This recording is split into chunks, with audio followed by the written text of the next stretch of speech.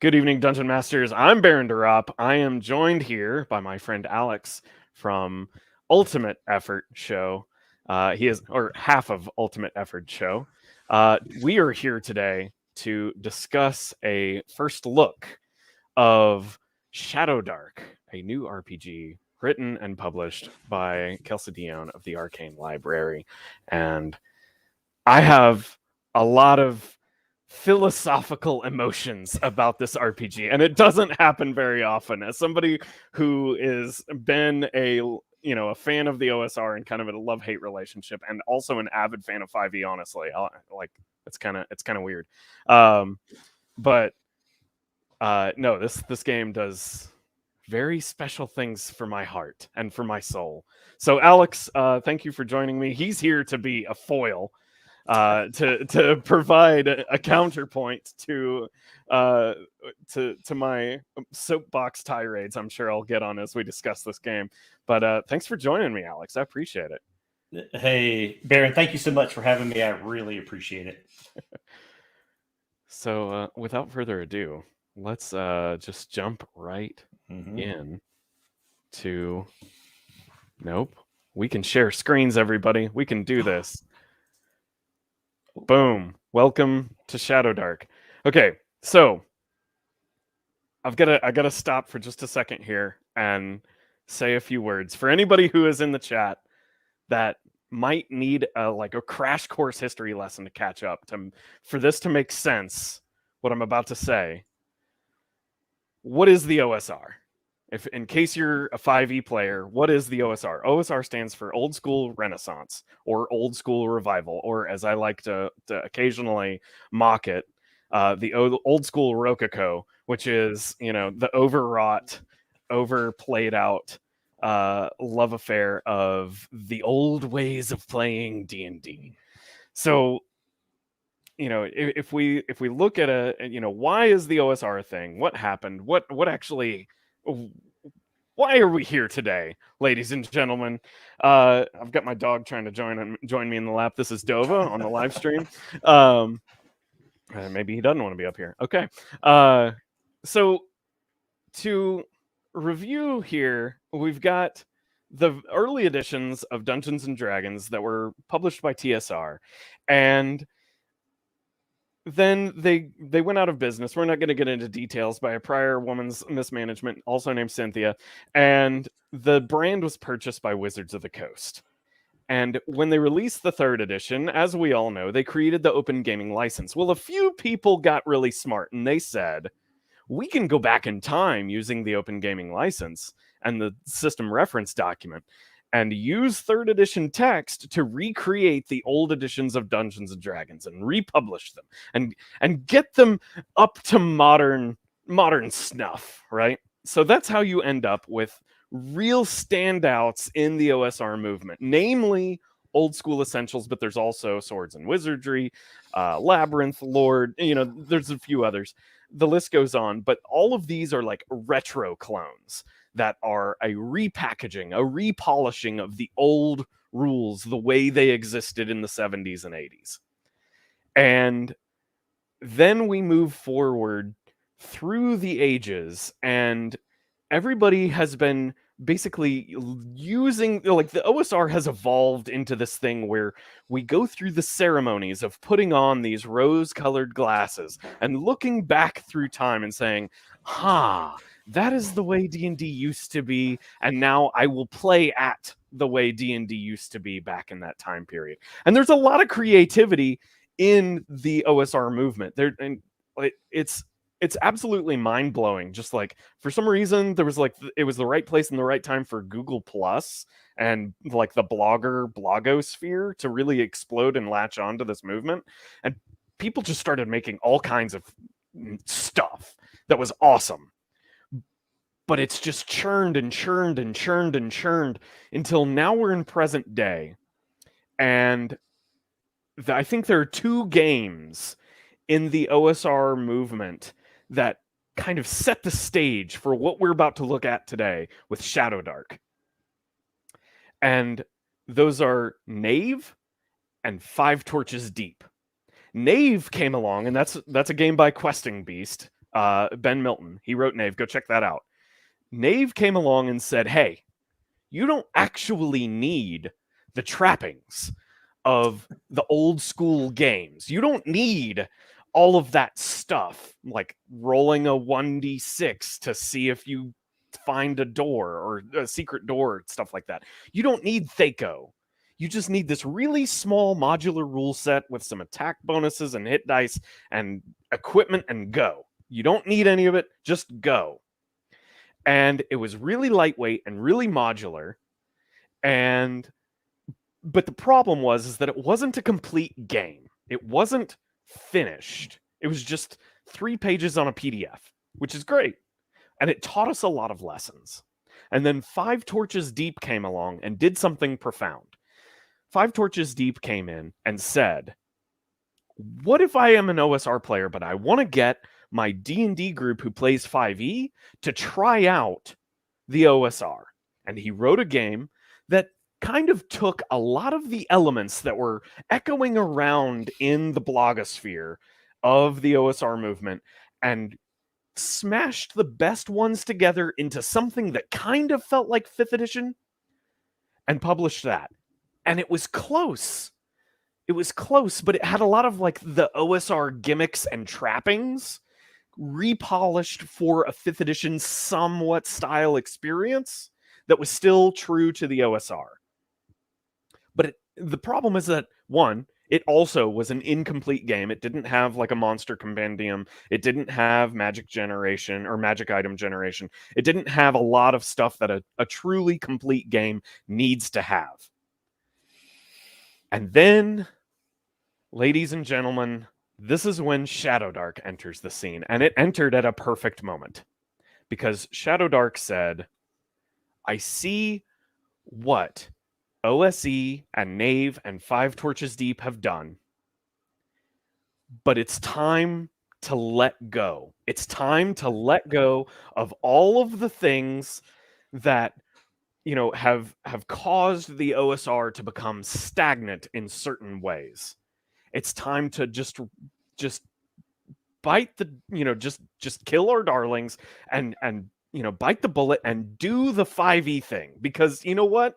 There's a lot of modern gaming that's just good. There's a lot of that. But I want to remain true to the OSR. So I was talking to a couple of content creators earlier, and you know, I said that OSE is like when you go to a Renaissance festival and you see social anachronists who are doing jousting with, you know, basswood or balsa wood lances, and it's a wonderful show, and it looks exactly like it did back in the 1300s when jousting tournaments were still a thing. And then everybody takes their armor off, and then they go home to their office job on Monday, right?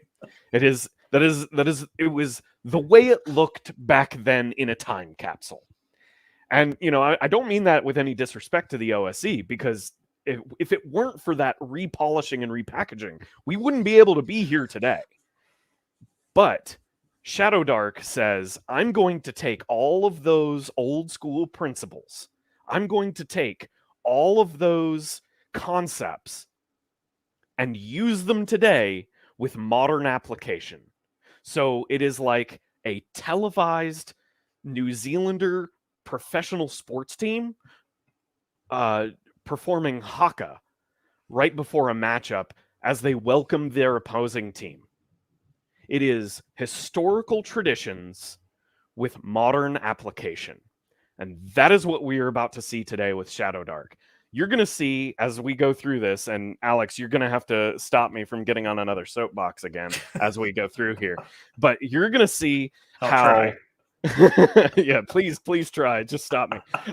You know, you're going to see how Shadowdark fixes all of the, at least all the problems I feel like I have with both a lot of the old school retro clones, especially OSE and Labyrinth Lord, and also incorporates a lot of solutions that are present in the 5th edition feel and in modern gaming while being true to both and solving all the problems. It solves the problems of both systems. It's not ridiculously crunchy like 5th edition. It's not ridiculously silly in the rules construction is silly or gimmicky in the way it is in OSE. So anyway, Alex, do you have anything to say before you want to get into it now that I've... Yeah, I do. I think your comparisons and your conclusions are spot on. I think maybe the way I might frame it, though, is I would say, OSE repackages the mechanics and rules of yesteryear, these vintage mechanics. Yes, 100%. Like, THACO shows up, that sort of thing. And it does a great job at repackaging and streamlining all of those things, those vintage concepts that I think, hardliner OSR fans would really love. Right. But Shadowdark is modern. And, yes. and I think the piece I would say is it's going to be a modern rule set. It's going to lean back to... did we lose you? Vintage I'm sorry. Yeah. Shadowdark.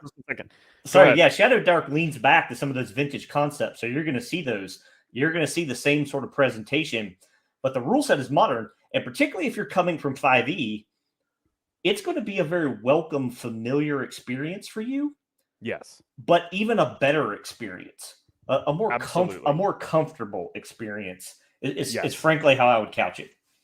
Yeah, you're gonna get rid of all the ridiculous tack and barding of a full plate mail armored horse and go to, a nice riding horse that might have leather armor on it. Smooth, baby. It's smooth. It's smooth. No, I completely agree with you. Absolutely, 100%. So, anyway, before we get completely into it, I almost got ahead of myself. In kind of a theme, because this is the Shadowdark, I have found a charity that's actually kind of local to me, which might be part of why I really like it. And for this stream, I asked YouTube to add Develop Africa as the charity today. I don't know what we're gonna do, to gamify the chat with the charity. Tell you what, if you have an idea to gamify the chat, please donate $5 or donate any amount of money to Develop Africa. And tell us what you think we should do, and we'll read the comments as we're going through here. But Develop Africa is a charity that raises money for school supplies, microloans for small businesses in Africa, and does renovation projects for schoolhouses within the subset, like the West Coast sub-Saharan African nations. So, and one of the things that they specifically do is donate solar power or hand crank lanterns for children to read and study books while it's dark. That's obviously a huge problem in Africa because they don't have good electrical infrastructure. So just getting students lights so they can read is a huge deal. So, help us fight the shadow darkness in the heart of darkness of Africa. Please donate $5 or however much you feel appropriate. And and Kelsey has also said, the author of Shadowdark, that if we hit a $500 goal, she will match. Well, I think she said she'll match. I don't know. I may be putting words in her mouth right now. That she will match our donation up to $500 to Develop Africa. So please, let's do the thing. Let's raise some money. It's for a good cause. Everybody, it's like the amount of money that it helps to just send a pack of pencils to a schoolhouse is mind-blowing. How much of a difference that makes in Africa. It's $3 for us, but that's pencils for an entire week for students, and they just struggle to get those supplies. So anyway, without further ado, Alex, let's get into it. Yeah, let's do it. Yeah, and I'm super excited about this. Yeah, too. No secret, I'm a huge fan of Kelsey. I love Kelsey. I think she is wicked smart. She's way smarter than she lets on. Yeah, way smarter. What she's done here Huge galaxy brain. Huge galaxy brain. Anyway, I've got my artisanal water that I'm sipping on here.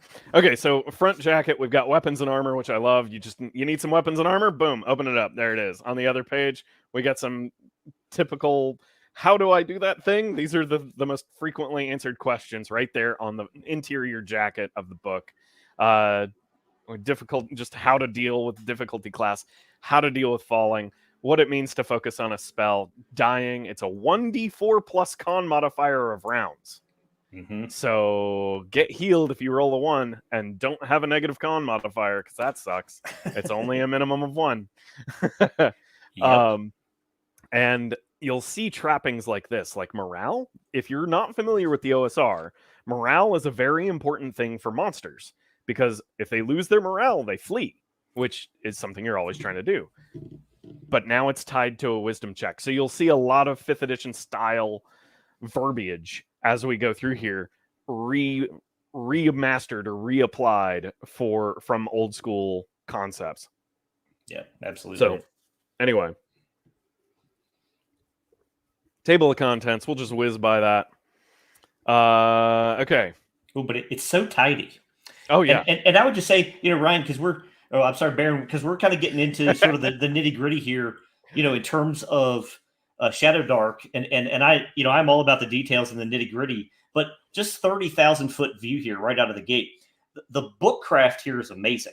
Oh, it's perfect. It's perfect. Yeah, and everything just kind of breathes really easily on the page in terms of like spacing. The layout is so clean and tidy in terms 100%. Of like customer service, usability for players and DMs. Right. It's super well spaced, super easy to get a hold of. Totally agree. And here's something that's really interesting that I don't think a lot of people know. Really large, round sans serif counter letter forms like this, like, I don't know what typeface this is particularly, but when they're super circular like this, it's been scientifically proven that it's much easier to read. So going through the rules and finding the thing that you need to find is extremely easy to do. Also, this is a digest size book. This is not like an 8.5 by 11 or A4 size, Dungeon Master's Guide like you get from Wizards of the Coast. This is a half that size. So yeah. I mean, those big books look like something your kid made in school, right? But exactly. but these digest sizes look like something you. Alex, I think you cut out there for a second. Are you back? We lost him. Technical difficulties. While we're waiting on him to return, we will look at who donated here. We've got a lot of anonymous donations. Let's see here. Alex, are you back? I heard you. Oh, can you hear? There we go. Me? You're back. All right. Let's see. Hard pass on the NSR, somebody said. Get them pencils. I agree, Runehammer. Thanks for joining the stream. Let's see here. Do we have anybody saying anything of how to gamify the donations? Tell you what, we may just roll on random tables, and the more you donate, the more we'll roll. Stuff like that. I don't know. We'll figure it out. Or I'll just publicly shame myself and put myself in stocks out in the town square of my hometown if we don't hit $500. But we're already at 270 and we just got going. So school supplies, let's go. Okay. So let's see here. The basics. If you're familiar with 5e, this is all gonna look totally normal to you. We will talk about movement in the near future, which is more simplified. And this is something that I have to take with a grain of salt because I like a very wargamey type of game. I think that's one of the reasons I like 5th edition. But it just works with Shadowdark to move this concept called near. We will talk about that. There's close, near, and far. We will get there. Typical standard issue dice. We talk about advantage and disadvantage. Checks are exactly like you do them in 5th edition. Stats are exactly like ability scores in 5th edition. Hit points are just about exactly like they are in 5th edition. Except it's OSR-ish, so you're rolling for your first level's hit points, which is fun. Yep. So you might have 1 hit point. Yeah, numbers are going to be small. Right. Which is a benefit. Also, everyone, I just want you to bask in the glory of this artwork. It is phenomenal how... I just love it. Anyway. Let's see here. So let's get into making characters. And we are very close for me having another soapbox moment, by the way, Alex. Oh man. So and away we go. Yeah. By the way, everybody, I just want everyone to know, like, this isn't exactly my first look. I've played this a few times. And in fact, I gave this game away as a party favor at my wedding last October. Kelsey was an absolute godsend of trying to figure out what to give away as a meaningful party favor at my Conan the Barbarian themed wedding. And so she hooked me up with 50 copies of the starter set of Shadowdark, which was awesome. So anyway, let's get into making a character. Let's talk through this and why this solves so many problems. So we've got a name, ancestry, which is like race, class, level, XP, like all of this stuff is totally what you'd expect. Title and background, though, are where your skills are derived from, if that makes sense. And it's completely narrative. Like, you don't have to worry about having, like, you will never be in this situation of like, well, my character has he used to be a soldier, so he's got a history ability, and he's got a history proficiency, and he's got an arcana proficiency because he's a wizard.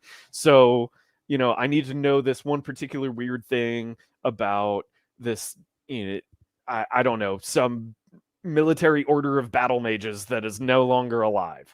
Like, you don't have to go through the rigmarole of trying to determine if you need to roll arcana or history for that. You just pick a dice check that sounds good based on your title and background. And then obviously we have hit points. We have talents, which we'll get into. That's how you get your on level up. It's like a combination of your class feature abilities and feats. And gear is limited to 10 items unless you have a really high strength score, which the higher your strength score is, then the more gear you can carry. But it's usually 10. We also have, and I love the modularity of these rules, because and I saw in the chat earlier, somebody said DCC deserves a shout out. Yes, it does, because there's a few interesting concepts from DCC that got pulled in here and cleaned up so that they're not as gonzo and goofy, which that's not a put down. DCC is hilarious to play. What I can't even remember the full name of it now. I'm drawing a blank. Dungeon Crawl Classics. Thank you, Alex. Yep.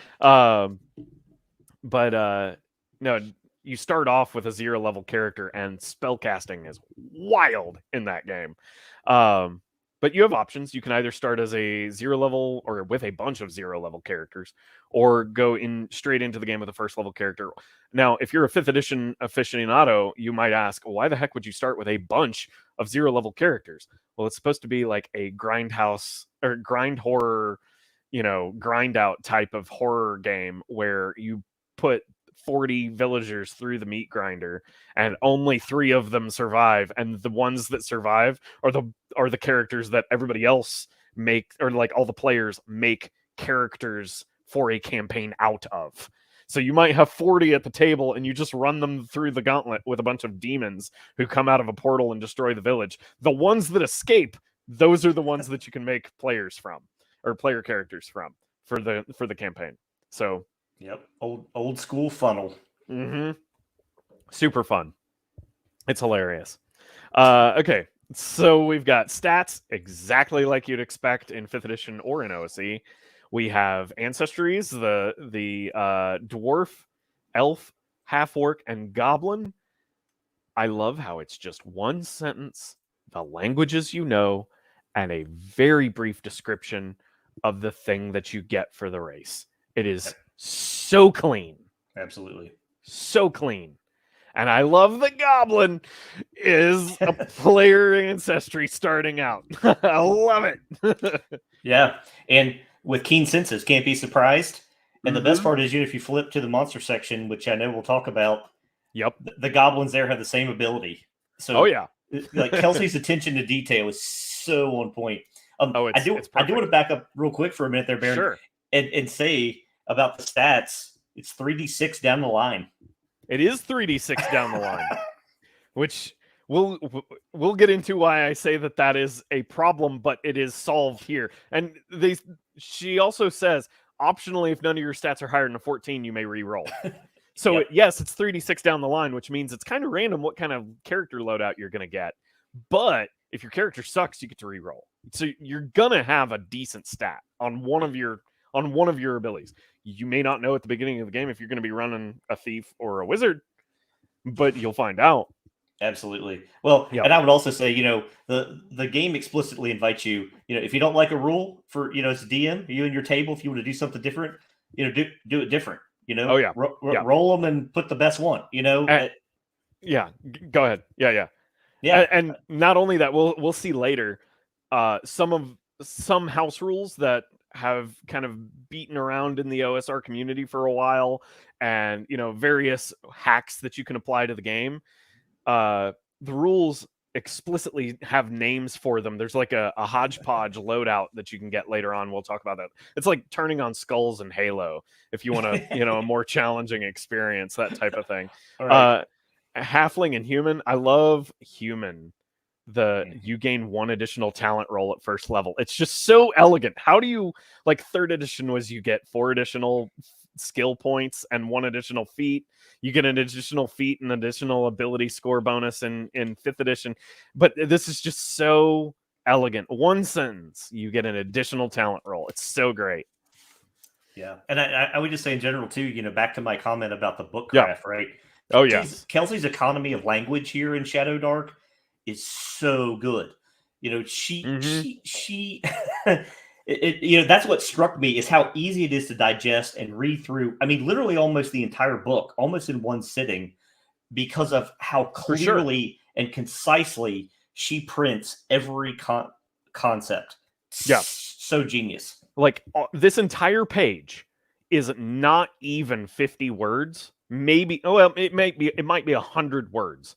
She's done the work of a Wizards of the Coast book that would have taken them 8 pages and probably 4,000 words to do. Yeah.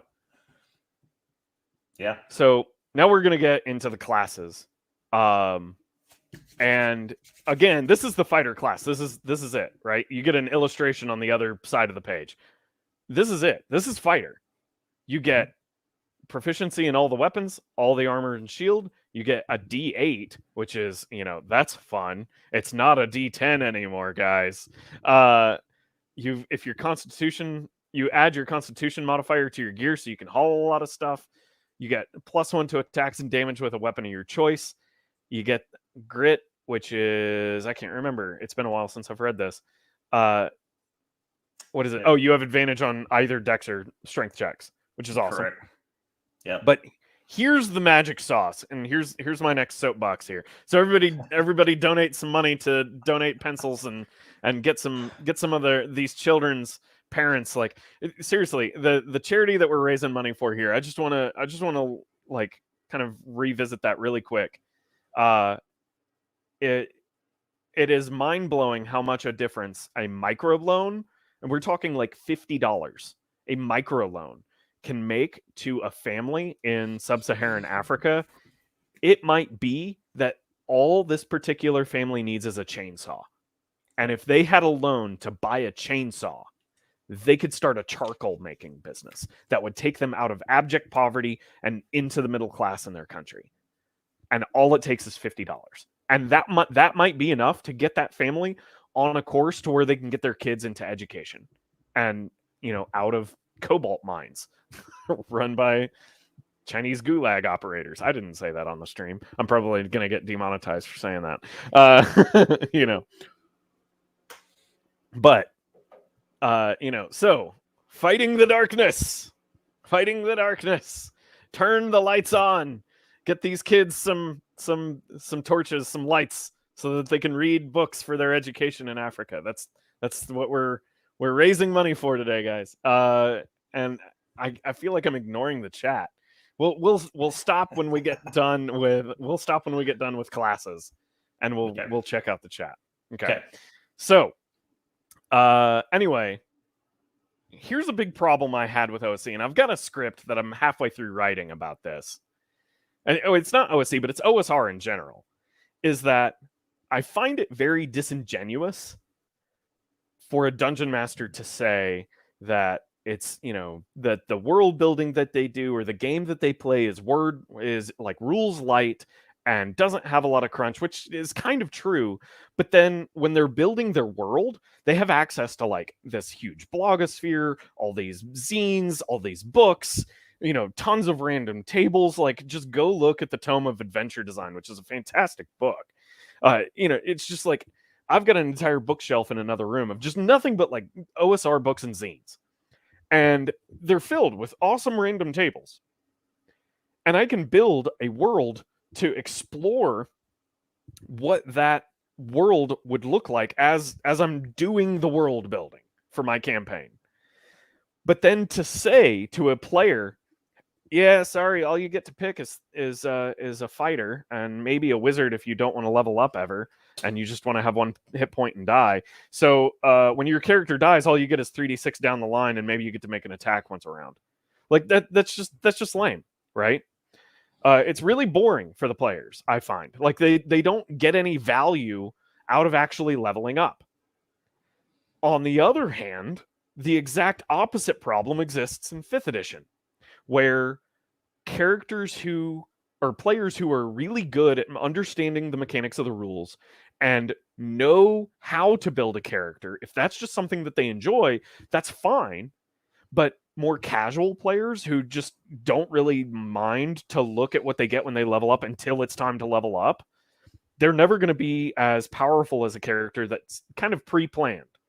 So you get one character that's just steamrolling everything in the combats, and then all the rest of the characters, I guess I'll use Vicious Mockery again. It becomes boring, right? Yeah. This table, Fighter Talents, solves both of those problems. Because now, every other time you level up, you roll on this table, and you get something interesting that makes your character unique, because you don't know what you're going to get. You don't know if it's going to be a +2 to strength, dexterity, or constitution, or proficiency, or I shouldn't say proficiency, a bonus to a particular kind of armor, or gain an additional weapon mastery. You don't know what you're going to get. The story evolves for your character as you level up, which is exactly how the OSR intends to play a game. Emergent story, right? But on the other hand, it keeps players who want to level up and feel like they're getting something for it. It keeps them engaged in a way that prevents like the mini-maxer player from completely stomping all over the top of the casual players in their group. Yeah. So that's my soapbox. I love the fact that with literally 7 lines on a table, Kelsey has solved 20% of the problems that I have with both ESE and 5e. Solved. I just like a cool. I'm a bit more practical. I just like a cool table with some cool abilities, and I'm pretty sure, Baron. Like, I think these would stack potentially. So if you roll the same thing twice and then again, a couple levels later, right? You could end up with an extra 2 points all of a sudden. Strength absolutely, or con. And that's by design. It's awesome. Yeah. And the best part is that none of these abilities are like the kinds of abilities that are like found in 5th edition, where you get this thing and then you get this thing that bolts onto it, and then you get this other daisy chain stack of abilities that it's like, for my swift action I will cast my 3rd spell, like it just the crap that grinds combat to a halt. None of that is here. It's all gone. It's just your character gets a little bit more powerful in a fun way. That's it. Absolutely. Yeah. Well, and it's easy to write down on your sheet and easy to remember. And you don't have to reread stop play and read a paragraph. Like, oh yeah, what does my special ability do again? Right. Exactly. It's perfect. Wow. Okay. So we've got $440 raised. This is wild. That's you guys are extremely generous. Thank you so much for making these donations. Kelsey's going to have to kind of own up to the $500 here in just a minute. Let's see here. If he indeed said that, she will have to own up or pony up. So you can, yes, Kelsey says you can print the purchase PDF. I don't even know where to start in the chat. We're just going to pick a spot and go. Yeah, the art is totally rad. I agree. Let's see here. Christy, thank you for donating $20. We've got a lot of donations. Star Golem, thank you also for donating £20. 20 British sterling pounds. We've got a lot of anonymous donators. Bruce, thank you for donating. Somebody anonymously donated 100 Canadian dollars, which I think is like 800 American. Then we also have another anonymous donator for Develop Africa. Let's scroll back just a little bit here. Let's see here. Do we have any questions? Is everybody just hanging out? Looks like everybody's just hanging out. Yeah, the curve on the talents is a good touch. I completely agree. Yeah, it looks like everybody's just enjoying the chat. I appreciate everyone for being engaged and hanging out with us today. So let's keep going. Let's keep going. Let's look at the priest. I don't know who that viewer is, but that was a very astute observation that there is indeed the bell curve on those talents, that some of those in the middle may show up a bit more often. Right. Like and not just the bell curve, but like notice how she's cut the bell curve in half. 3 to 6 and 7 to 9, a 10 and 11. Like these two are your, like you got a common and two a common, an uncommon, and like 2 rares and then ultra rares, right? Or so it's great. It's super fun. By intention. Everything, every single character in this book is there by intention. There is not one character more than needs to be present to make this a complete game. I love it. Anyway, so let's talk about the priest. Alex, you got any opinions here? I've rambled on long enough. Yeah. So, I have a soft spot in my heart about priests. Notice the hit points again, pretty low, 1d6 per level. Yep. Of course, you have your languages, but turn undead, it's a classic. When I think traditional kind of vintage kind of priest, one of the 4 classes, you got to have turn undead. Like that'll save your party in a heartbeat. The other kind of vintage kind of pullback is you see this reliance on deities and having a holy symbol from your god, like all that sort of stuff is going to. Oh, we lost him. His mic keeps cutting out, guys. I'll pick it up where we left off. But yeah, I love that the deities are back in force. Like they are here for a reason, because they grant you your spells and you can lose favor with your gods. Alex, just chime in whenever your audio comes back. It must be an internet connection out where he lives.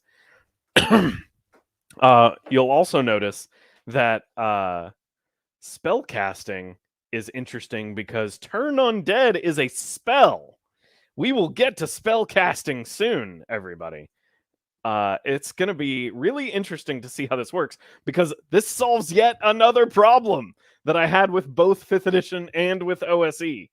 In that OSE, when a wizard casts their one spell for the day, they're just a sack of a single hit point walking around, hoping to sweet Basie Maglev or whatever deity you worship that you're not going to get clobbered, but that there's not something in the dark waiting on you. And of course there's something in the dark waiting on you. But then you also don't have the 5th edition problem where when you run out of spells, the only spells you have are cantrips. And let's face it, cantrips suck because their savers suck. Like you don't actually, like Radiant Flame or whatever that spell is, it's a deck saver, it does no damage. Like that's not fun. It's just not fun. It's not interesting. Spellcasting is handled so much more elegantly in this game, and it solves both of those problems. And also brings a little Dungeon Crawl Classics flavor with it. So Alex, I think I heard you a little bit there. Are you back? No? Did we lose him? He's still gone. We've got technical issues, guys. he may have to leave the chat and then come back. Anyway, we'll press on. So we've got. I heard a click. I heard a click. Alex, are you back? No, Okay. we'll keep. There we go. He's back, Back. everybody. He's back. It's crazy. I know, right? Technical difficulties are like what live streams are known for. So just to wrap up Spell Priest here, we got a typical spell loadout. Now, notice something. There's a verbiage change that's well deserved. Tier is now the word. It is no longer spell level, so you no longer have to worry about like even mediocre, moderate players that have been playing the game for like 2 years still get this confused. Am I right? Like, oh, I'm a level 3, so that means I should have level 3 spells. No, you don't get Fireball until you're level 5, even though it's a level 3 spell. Now there is a distinct vocabulary change that makes this separate, which is perfect. Anyway, so let's move on to the thief. Actually, let's check the chat. We've got 122. I don't know how 122 people. I guess I've got half of them, and you've got the other half in your room with you, Alex. I don't know why. There are like 2 people who are here to see me because my internet connection is terrible, apparently, or my tech or something. So, oh, that's so funny. Let's take a look at the chat. Let's take a close look at the weapon and gear tables. Is what House DM says. We've got a level 10 cap. Oh yeah, level 10. That's another thing. Is with 5th edition, once you get past like level 11, level 13, the characters just become so unwieldy that it's basically a different game. Like you have to stop, totally change storylines, start again. Okay, now you all are badasses doing badass things in extra dimensional areas. Now we can go have fun. Like it's a very different game at that high level. Absolutely. So no, I'm glad to see it cut off at level 10. Let's see here. Do we have any of the... So I'm going to mosey over to the Kickstarter and plunk some dough down. Yes, you should do that, Bruce. You should absolutely do that. All right.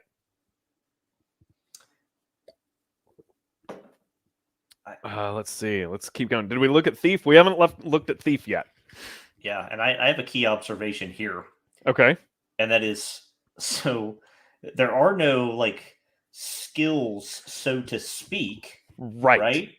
But in 5 bullets, she deals with all the cool things you want a thief to do. Climbing, sneaking, hiding, disguises, disabling traps, delicate tasks such as picking locks and pockets. That's all done by advantage. It's all, you just have advantage on the thing. That's you just have advantage. And you always have, you're trained and have advantage. And you just have the necessary tools. So like you get thrown in jail, no problem. I got a hairpin behind my ear. Maybe it's somewhere else. I don't know. I mean, you backstab stuff. You're good at stealing stuff. And anytime you do any of these cool things you want a thief to do, roll at advantage. Right. Exactly. It's so elegant. And this is 100 words. And you even get a single sentence of flavor text to go along with it, as if we needed it, which we did. We absolutely needed it because this is beautiful. Rooftop assassins, grinning con artists, or cloaked cat burglars who can pluck a gem from the claws of a sleeping demon and sell it for twice its worth. Like, that's wonderful. It's epic. I mean, it's everything. I have a soft spot in my heart for thieves. This is exactly what I want to play. Yeah, exactly. And well, check that out. Your backstab goes up in damage. Or you gain an advantage on initiative rolls. Like is that the alert feat, which is +4, which is basically advantage. When you do the math. Choose a talent or +2 points to distribute to stats. Like, oh, this is wonderful. Absolutely wonderful. Thieves, and the best part is like in OSE, or I keep harping on OSE. It's not particularly OSE. It's just like the old retro clones as well as Gygaxi and D&D. Like the problem existed there. Thieves just suck at first level. They're just meat bags. That's all they do. It's like until they get to like level 6, that's when they're finally decent. Or back in the day, you're rolling weird percentage dice or weird D6 or something crazy. Right here it's just your classic loop. Just make your roll, add your modifier. If you have advantage on some of these things, you roll twice and take the better result. It's epic.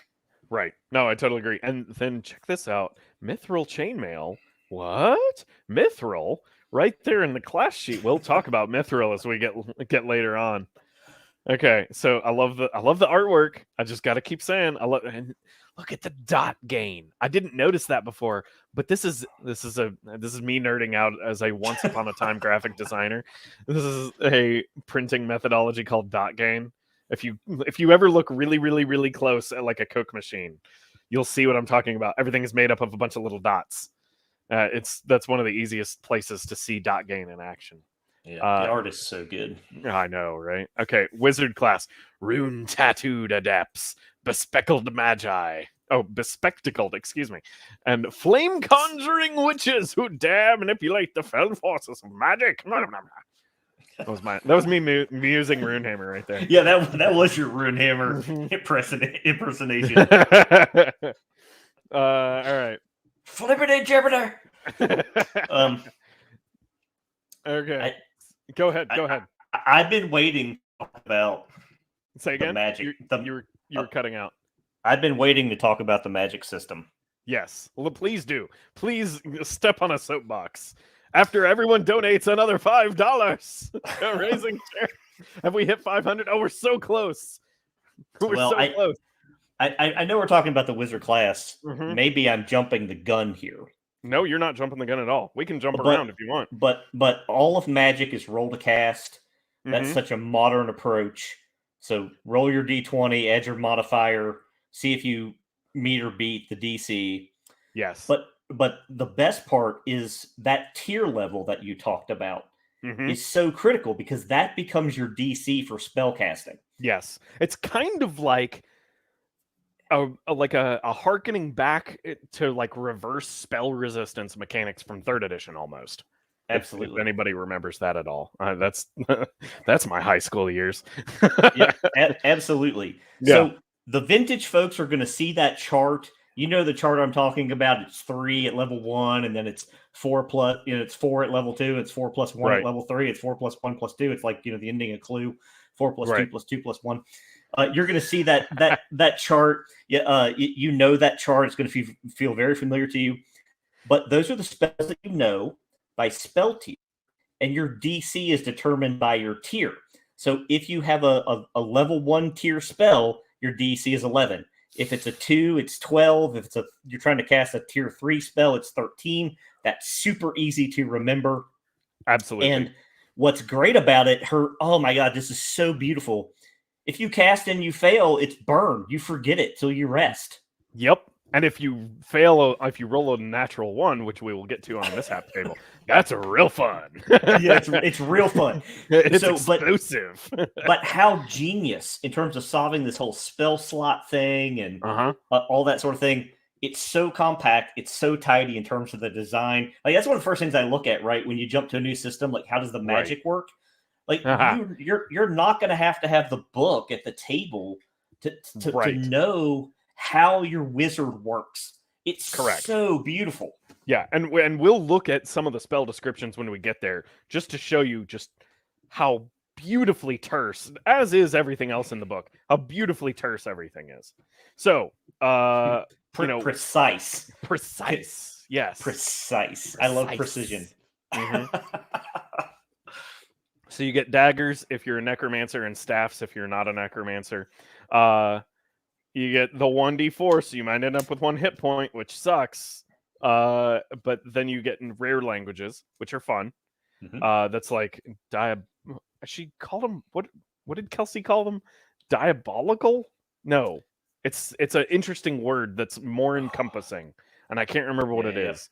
It's a better word, but I can't remember it now. Yeah, I can't either. Yeah, I'm not that granular right now. So you get 3 tiers. You get three spells, and you can cast them as many times as you want during the day until you fail a spell check to cast it, and then you forget the spell. You only get them back when you rest. Yep. But so it's specifically that mechanic. You keep casting it until you forget it, and you only get them back when you rest. Solves the I only have 1 spell of OSE and BX, and it also solves the I completely blew through all my decent spells. I already Burning Hand twice on these kobolds, so now all I've got left is Scorching Ray, and Scorching Ray is lame. Like, let's just be real here. Scorching Ray is not a fun spell to cast. It is not. Right. Shocking Grasp is not a fun spell. So get rid of the crap that's lame, and just give me Burning Hands until I fail casting it. It's that kind of thing. I don't think Burning Hands is in here though. I don't know. I can't remember. Yeah, I can't remember. But you know what else I love about this tier system, right? Okay. You're a starting wizard, right? You've got 3 of these tier 1 spells. It's the easiest stuff you can cast. Your DC is only an 11. Meter beating 11. Yeah. Like that makes you feel like you are an adept of the arcane arts. Like, I don't have to hit a 15 or jump through all these hoops in order to be effective as a starting mage. Right. And So like, great. let's be real here. If you've got a 14, which is a +2, to hit an 11, that's doable. That's rolling a Absolutely. 9 or an 8 on the dice. Yeah, That's a 60% chance of success. Yep. You're good. Absolutely. Yeah. Absolutely. Yeah, and then when you get to tier 5, right, you're starting to try to hit 15s. Yeah, but you've also it kind of scales with you. And in Exactly. a very nice way. It scales with you, right? Yeah, Like, super pleasing. 1, 2, 3, 4. You've gotten 4 talents by then. Exactly. Gain advantage on casting a spell. This is the most common one. Look at that. Mhm. You gain advantage on a spell. By the way, wizards get advantage on casting Magic Missile. So yes, it always hits if you cast it. Yeah, exactly. Yep. Oh, and the other piece we didn't talk about is spell discovery and learning spells. So if you find scrolls out in the wild, right? Like hit that 15 DC check, and boom, you can write that sucker down. But if you fail, it disappears from the scroll. It just vaporizes. I think that's accurate. I think it's super awesome. Yeah, I don't remember that. I've not looked too hard at being a wizard. I've only GM'd the game. So let's see here. Let's keep going. Background. Okay, so background, just like in 5th edition, when you pick up a few more skills and skill proficiencies and a language or two from having your background, you can roll or pick. And okay, I used to be a sailor. I used to be an herbalist.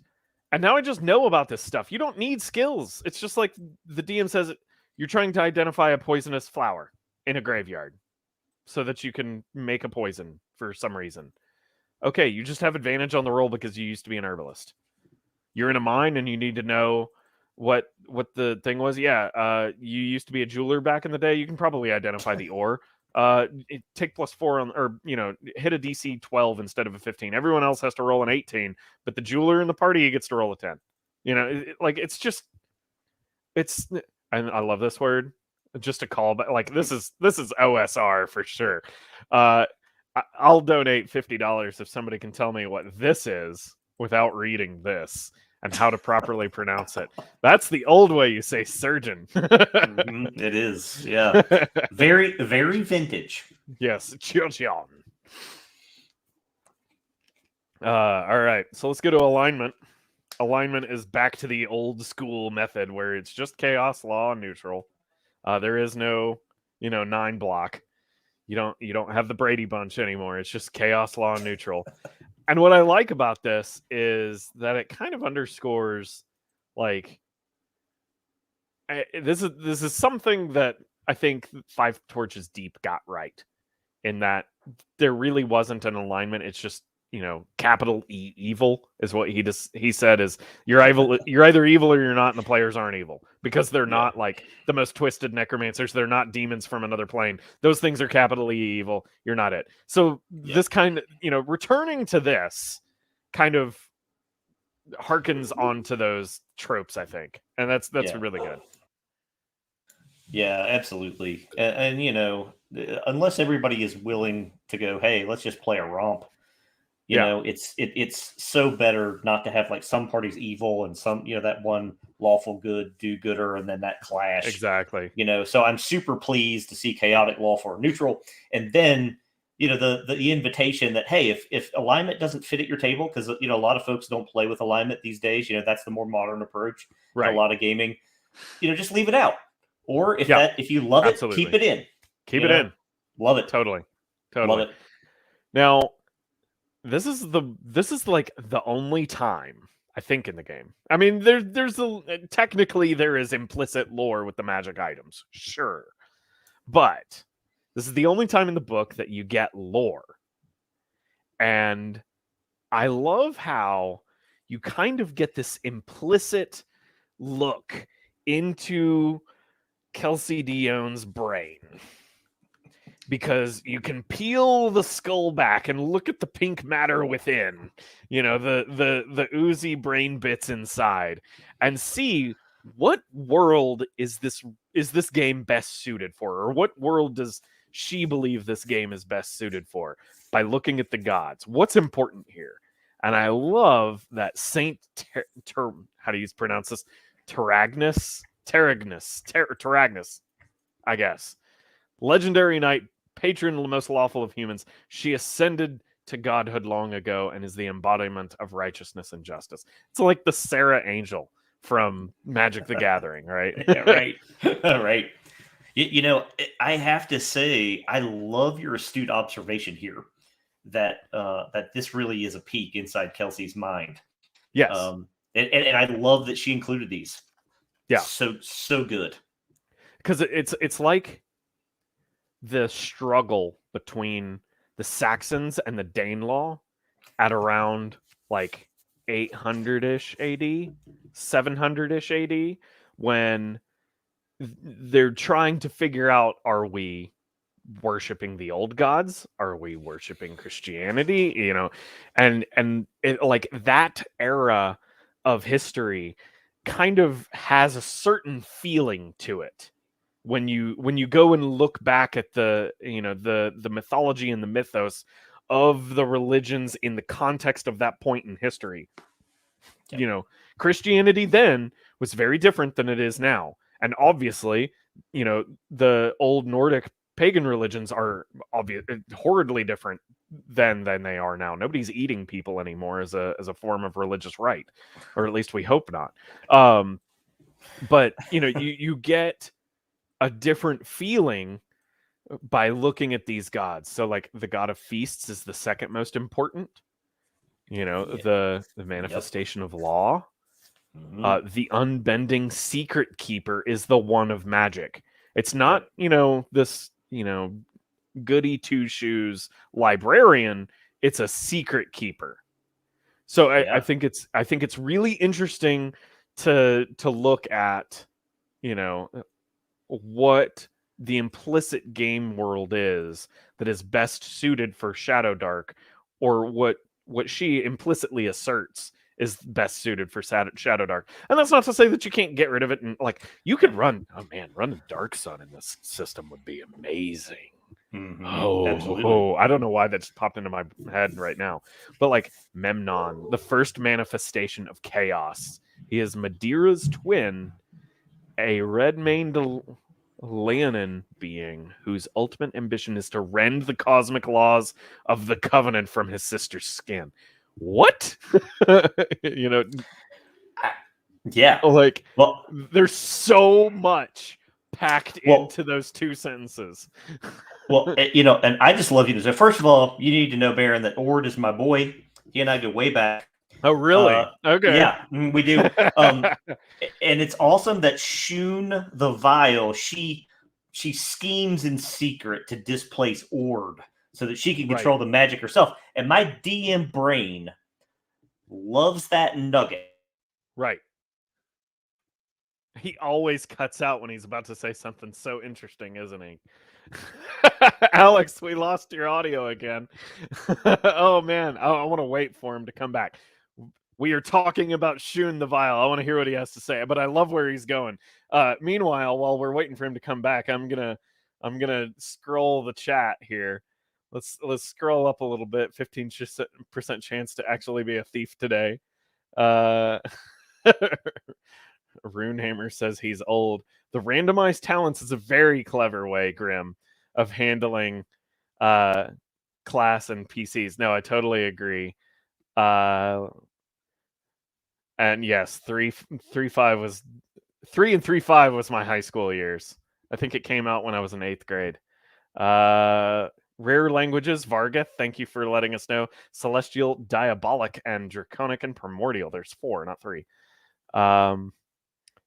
Let's see here. What do we got? We've got a couple other people. The Grim Darkness is very intrigued by the Lost Two Gods. I know, right? I want to hear what Alex has to say about Shun the Vile. Is he back? I think I heard him. Is he back? But let's see. Can we send microphones to Alex that don't cut out? I think it's actually his internet connection because now he's joined twice, it appears. But for anybody who has recently joined the chat, we're going through Shadowdark, but we're also raising money for Develop Africa, which sends school supplies and does infrastructure projects for African schoolhouses. So if you would like to donate a few flashlights so that children can read in the dark in Africa, perhaps maybe we'll even send one family. Maybe that's not achievable, sending Shadowdark overseas. But maybe we could send them dice and teach them role-playing games. That would be awesome, wouldn't it? That'd be absolutely incredible. I would love to do that. But yeah, no. If you have not donated and would like to donate, please Develop Africa. We'll send pencils. We'll send microloans to their parents. $50 is sometimes all it takes. You know, they might need just a couple of saws and a screwdriver so that they can start on their path onto becoming an apiarist, and they just can't afford it because you know what? Some people in Africa are just that poor, and a $50 loan is all it takes.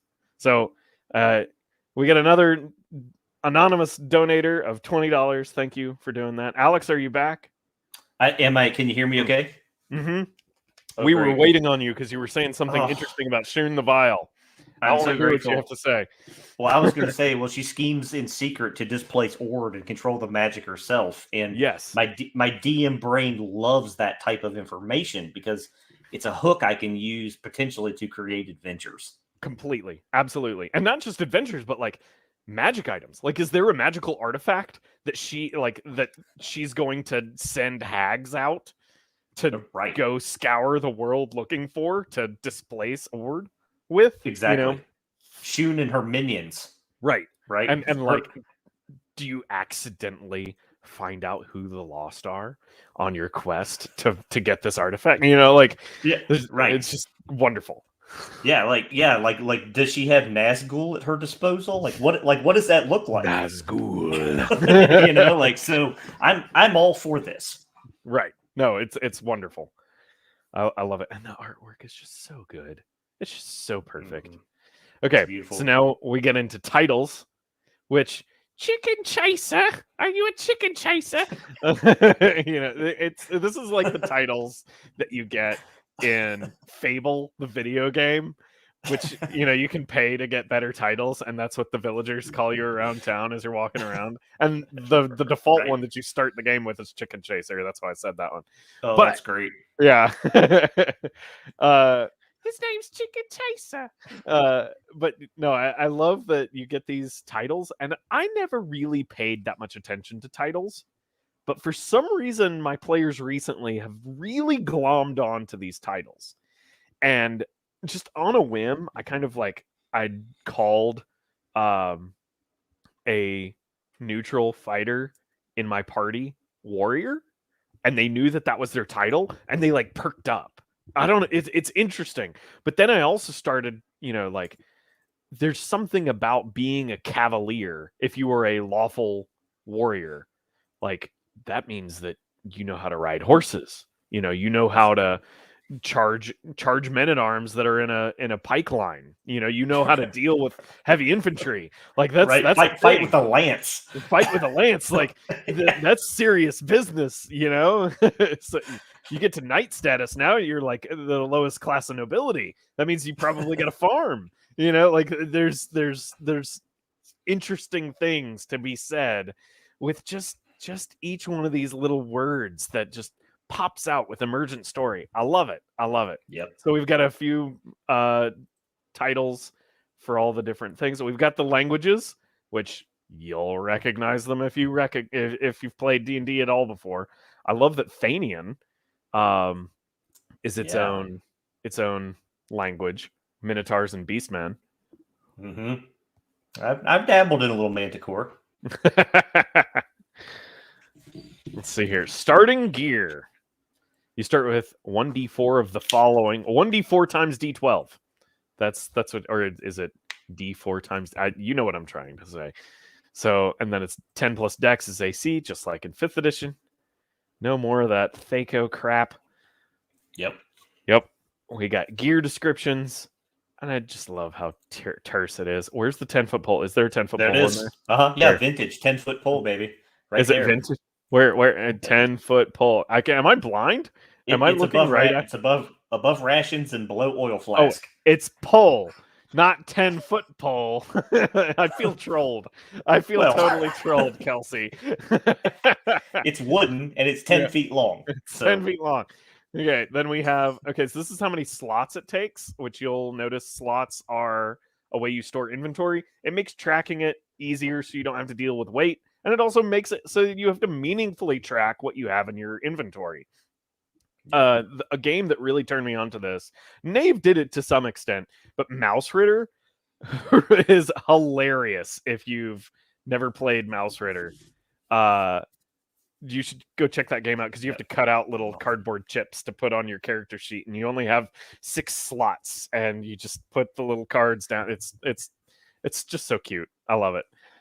Anyway, you have a crawling kit that costs 7 gold. It's like, the adventurer starting kit now on sale at, Big Lot Max for 7 gold. Hey, Baron, it's now a good time, since we're talking about gear and basic gear, is it now a good time to talk about torches and darkness and this prevailing pressure in Shadowdark? Oh, yeah. Okay, so that's an overarching theme.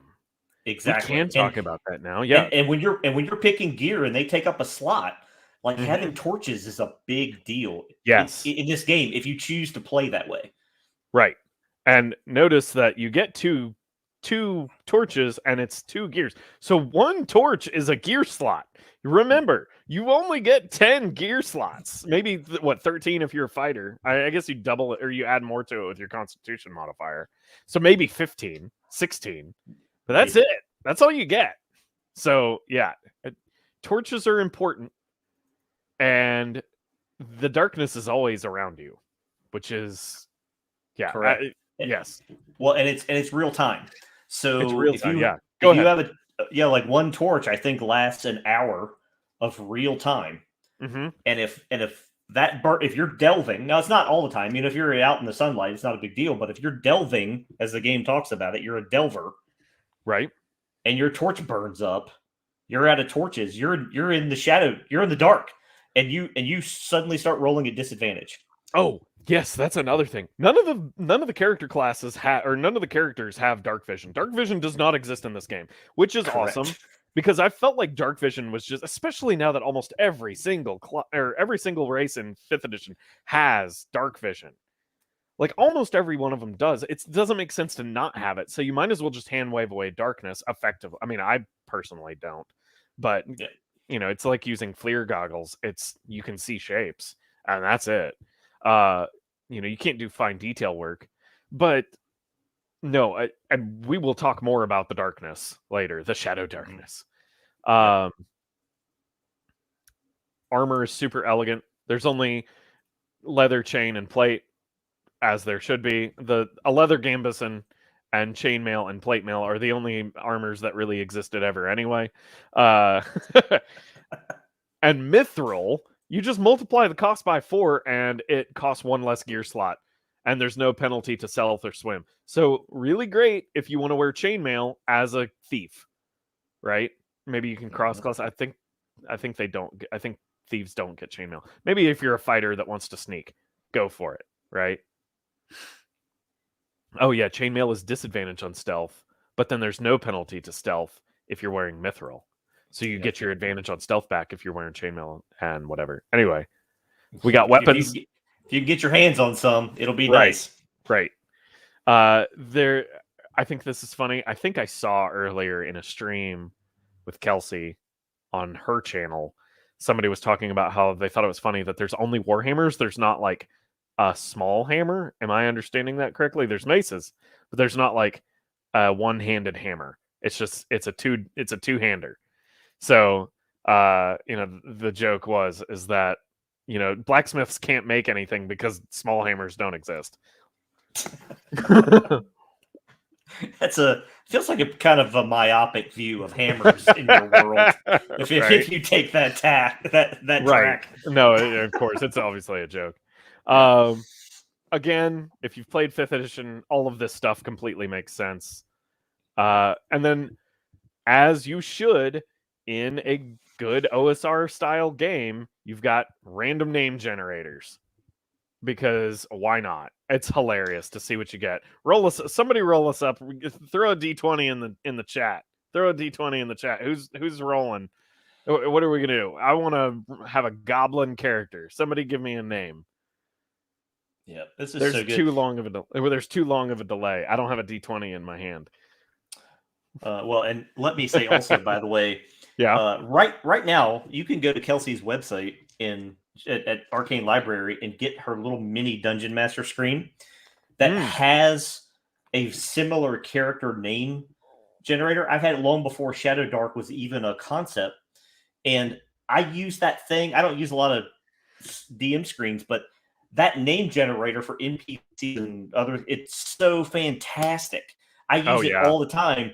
And to see it now, kind of revamped and expanded in her finished product, Shadowdark, is so awesome. Because, I'm always hunting for a name. I think she herself joked that all of her NPCs have the name Greg or Gregor or Gregerson or Gregel, Of course, so, like me too, right? And so, this is so good. Right. Okay, so we got a couple of D20s in the chat here. So we've got a dwarf named Nogrim and a elf named Daniel, of course. The 9 is a goblin named Prim. That's an interesting goblin name. I never would have named a goblin Prim. And then a halfling named Annie. That's a very appropriate halfling name. And a half-orc named Drago. That is a wonderful half-orc name. Fitztila Primnix. Okay, so level advancement is very straightforward. You need a number of XP equal to your current level times 10. And you get a talent every other time you level up. And your XP goes back to 0 every time you level up. So it's not like you just need 10 more, right? I think that's accurate. I think that's accurate. That's the way I was playing it. Somebody can tell me I was doing it wrong. But look how small the numbers are, right? Like it's not like, well, you need 3,250. I'm like, what does that even mean? Exactly. Yeah. And what's really great about this is what's really elegant is what you get experience for. I don't think it's listed here. Maybe it's awarding XP is page 117 for guidance. So we'll get there. Yep. How long have we been on the stream, by the way, everybody? We are coming up on... How long have we been here? We've been streaming for a minute. It's 6:30. It's 7:45. So, geez, we're only on page 40. So we're going to speed it up a little bit. Well, there's a number of pages we'll breeze past. I'm not going to spoil the random tables for everyone. But, we'll keep going here. So random characters. If you ever wanted to roll a random character, this is really handy if you're doing 0 levels. You just grab a handful of dice, chuck them, and bam, there you go. I got a human fighter that worships Memnon, and, boom, he knows Diabolic. Go for it. there it is. Done. What's my gear? I got a crowbar and a not 10-foot pole. Pole, wooden. Pole, 10-foot. Wooden 10-foot. Yep. Okay, so casting spells. Let's get into casting spells. Magic is fickle, complicated, and volatile. So this is where we start to see a little bit DCC come out. It's popping out of the floorboards a little bit. There's a little mouse whispering in the corner that tells us how to cast spells. And I'll be honest with you, when I first started reading this, it didn't quite click with me at first. It didn't quite jive. And I said, but I really like the variable power of Glog spells. And if you're not familiar with glog spells, please go Google that, GLOG. It'll change your life. Except don't, because this also solves that problem. I don't like how in 5th edition and in OSE, spells are always the same power level. This solves that problem. So when you're casting a spell, you roll your ability score bonus and you're trying to beat the tier level plus 10. That's all it is. Super simple. And if you succeed, you cast the spell and you remember the spell. If you fail, you forget the spell. If you get a critical success, then you get to double a numerical effect of the spell. So if you're casting, I don't know, magic missile, you get to double the amount of magic missiles that you shoot off, or double their damage, or something like that. I don't know. Yeah. One of their numerical effects, like you could also, yes, like for something that lasts a certain amount of time, maybe if that number's in there, you could double that. Like really smart. Super smart. Super smart. If it's a critical failure, not good. You get a mishap, or your deity hates you. And if your deity hates you, you have to make penance with them up to a certain spell tier level of values worth of stuff. So yeah, maybe you just have to, burn a few pheasants and a dove and say a few prayers at an altar and spend 5 gold on it. Okay, fine. But if you screw up a tier 5 spell, not good. Not good. Mm-hmm. You got to find like a rare. You sacrifice your horse, right? Yeah, right, or it becomes another quest, right? Right. You've got to find the temple that can, reconnect you with your god. Exactly. So then, wizard hit mishaps. If you're familiar with Dungeon Crawl Classics, every single spell in Dungeon Crawl Classics has a table for it that provides a way to cast like variable spell power, which is cool, except it's really, really, it's just a lot to keep track of. I don't like it for that reason. Like, it's fun to do if you only have like 2 or 3 spells. I couldn't imagine trying to maintain that on like a 15th level character. It's just too much. However, when it's just one table, that's great. That's good stuff. So, and it's oh, I got a 1. That means I have to look on the table to find out what happened. It's like a fun moment of opening the book and finding what tragedy is about to befall me. Super good. Yeah. And Mind Wound. You can't cast the spell for a week. Devastation. Roll twice and combine both. It's great. Yep. And they get worse the more powerful your spell is. It's not good. Gate. You open a magic portal to another location and terrible things come out in 1d4 rounds. Yeah. I mean, look at 10. Look at 10 tier 5. Ward's balance. You must either permanently sacrifice a magic item or the ability to cast a tier 3 up spell, What? What? You forget a spell or burn a magic item. Not good. Oh, man. Not good at all. It's terrifying. All right. So scrolls and wands. Wands are fun.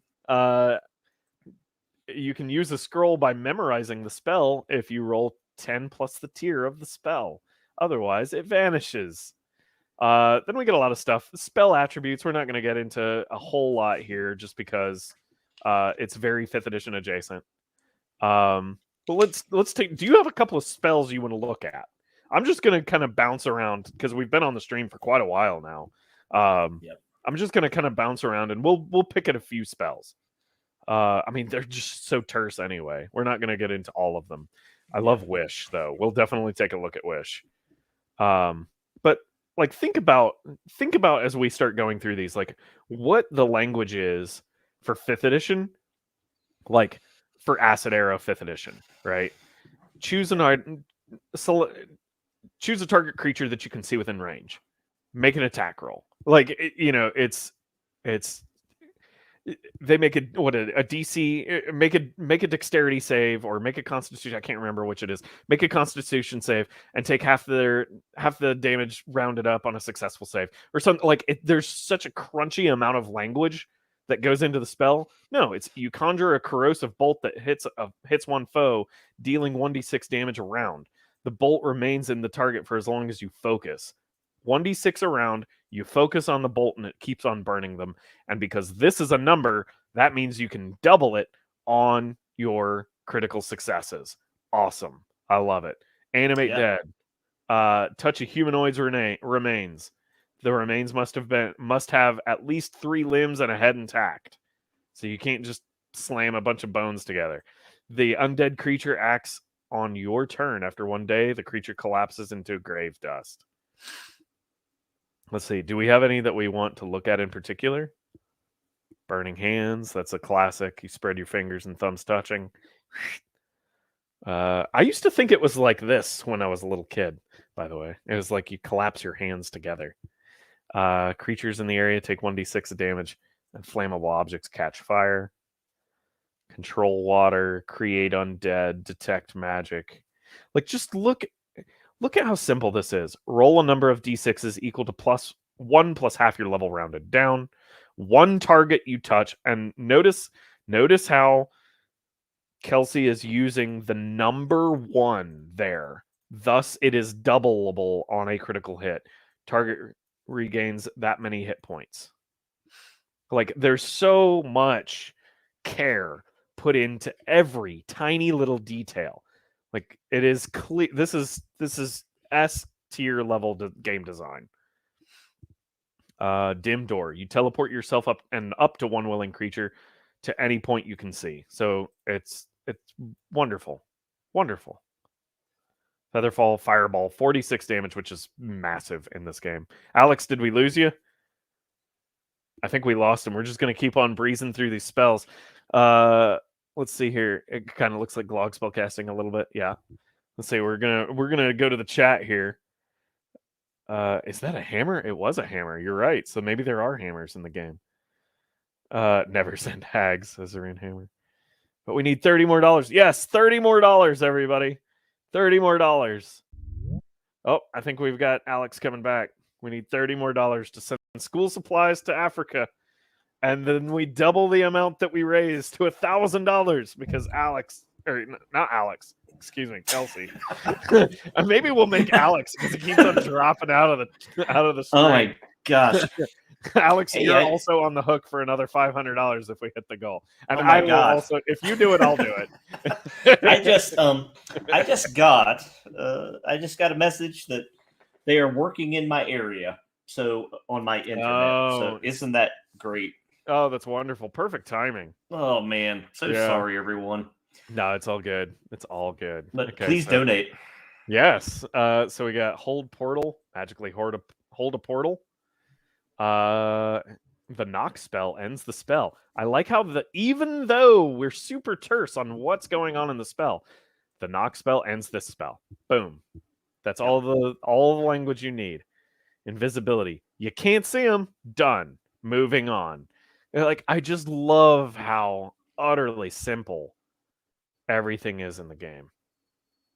Love how utterly simple everything. Pillar of Salt, plane shift, power word kill. One of my favorites. You utter the word of doom, capital letters. Also, notice that it is capital letters, everyone. What is the word of doom? I don't know. Does that have to do something with one of the gods? Maybe the forgotten two gods? I don't know. We got an anonymous donator of $20 Canadian. Thank you very much. It's just wonderful that this kind of care is occasionally peppered in to, like, you get these little snippets of lore. What's the word of doom? Is there a wall in a dungeon emblazoned with the word of doom that you can go learn what it is and then just be able to cast the spell as like a 3rd level fighter because you accidentally found the word and you don't know, like, you just say it sometimes and somebody around you dies and you don't know what happened.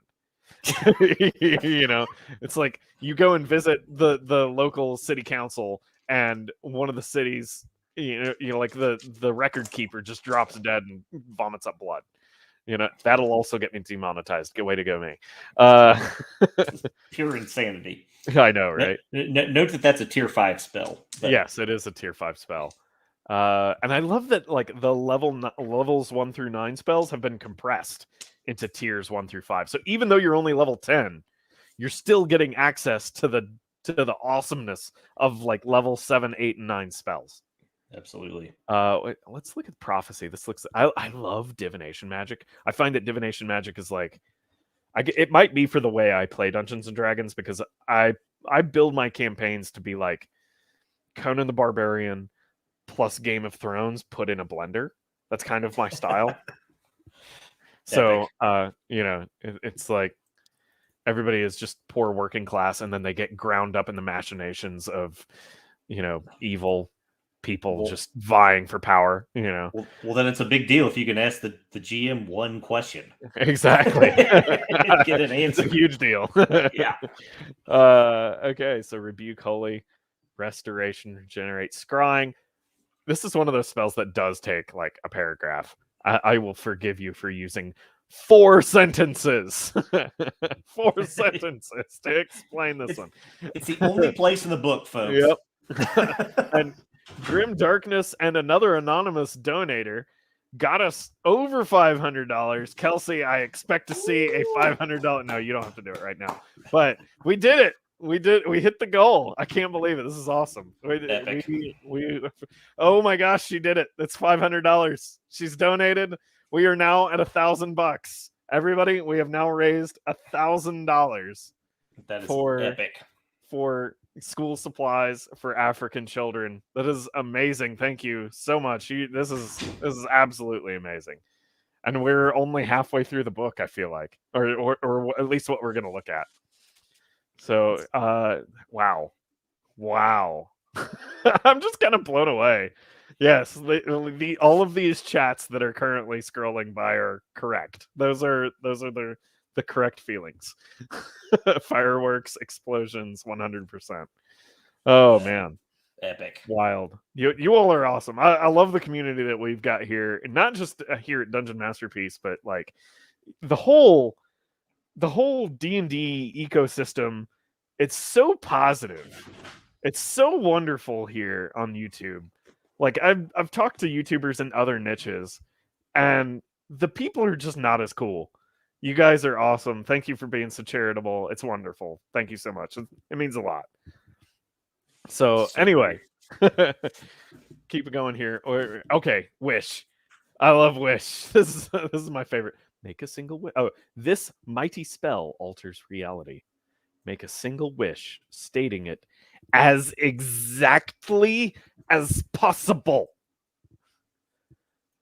Your wish occurs as interpreted by the GM. If you've been a jerk and you worship a god that is also a jerk, treat a failed spellcasting check for this spell as a critical failure and roll on the mishap with disadvantage. You get the worst of the two. Not good. You want to mess with this spell? Okay. Have you ever played in a game, Alex, where you've had a wish be cast? Yeah, absolutely.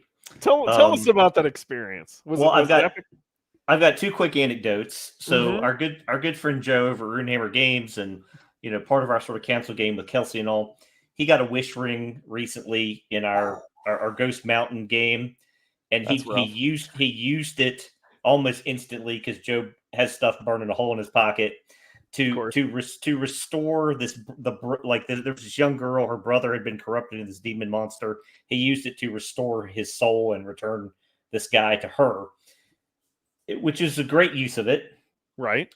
But it's early, so there will be a price to pay for him burning it so soon. In terms of there will be scenarios where he would wish he would still had it.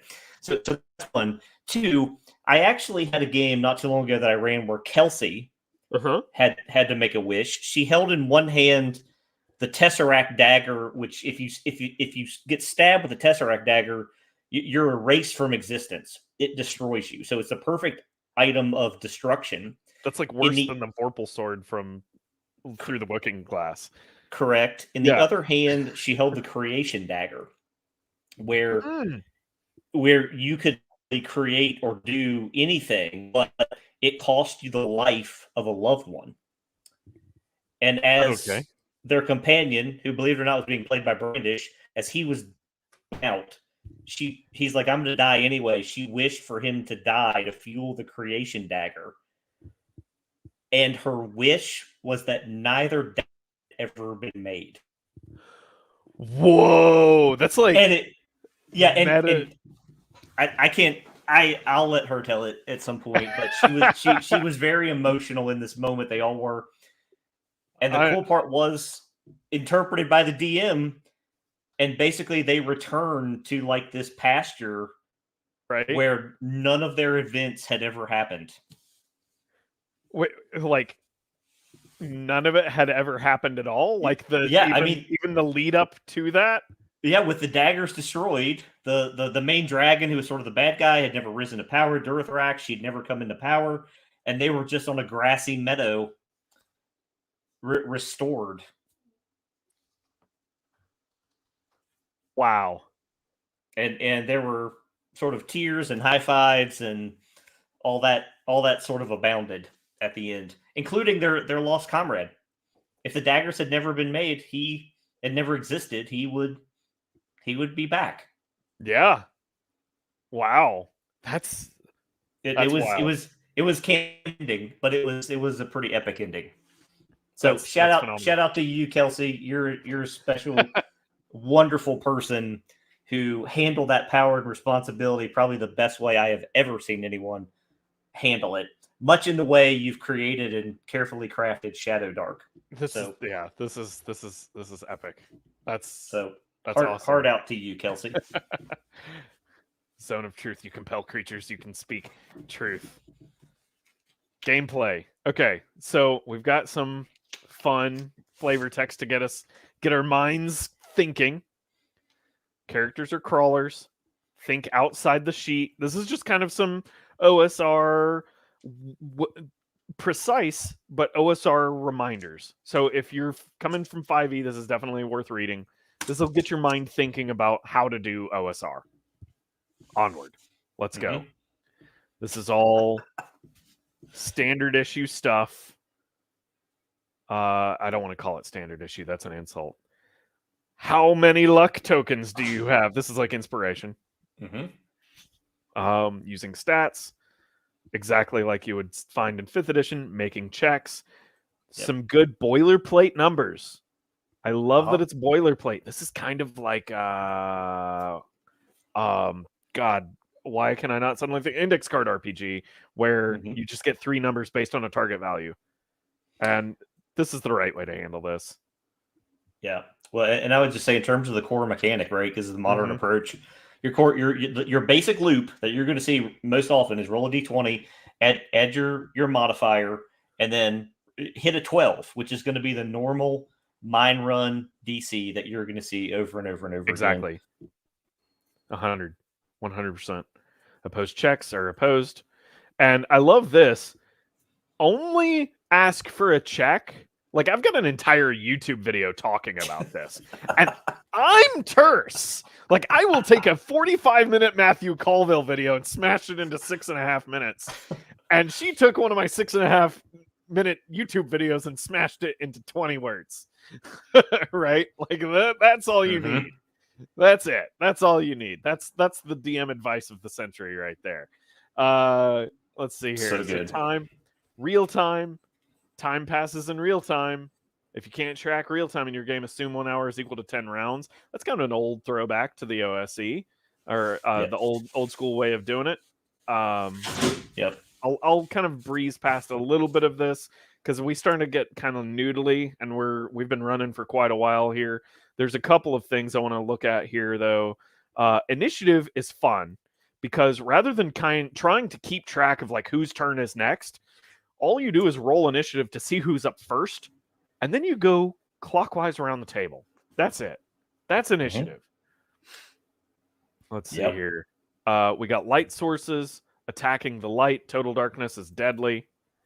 We kind of touched on this when we were looking at some of the equipment. Crawling rounds, not in combat. They take like 10 minutes, I guess.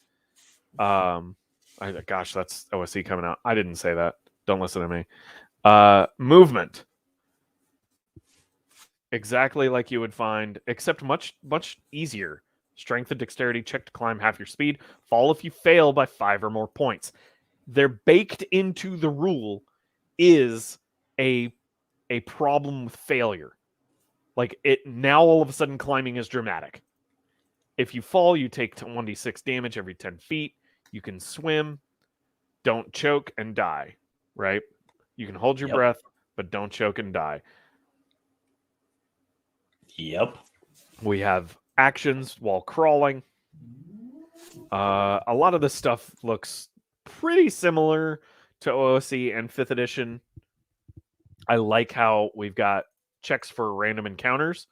And later on, you will see that the random encounters are very curated. So when we talk about a random encounter, it's not just, oh, there's a troll, because that's lame. It's boring. It's never just, oh, there's a troll.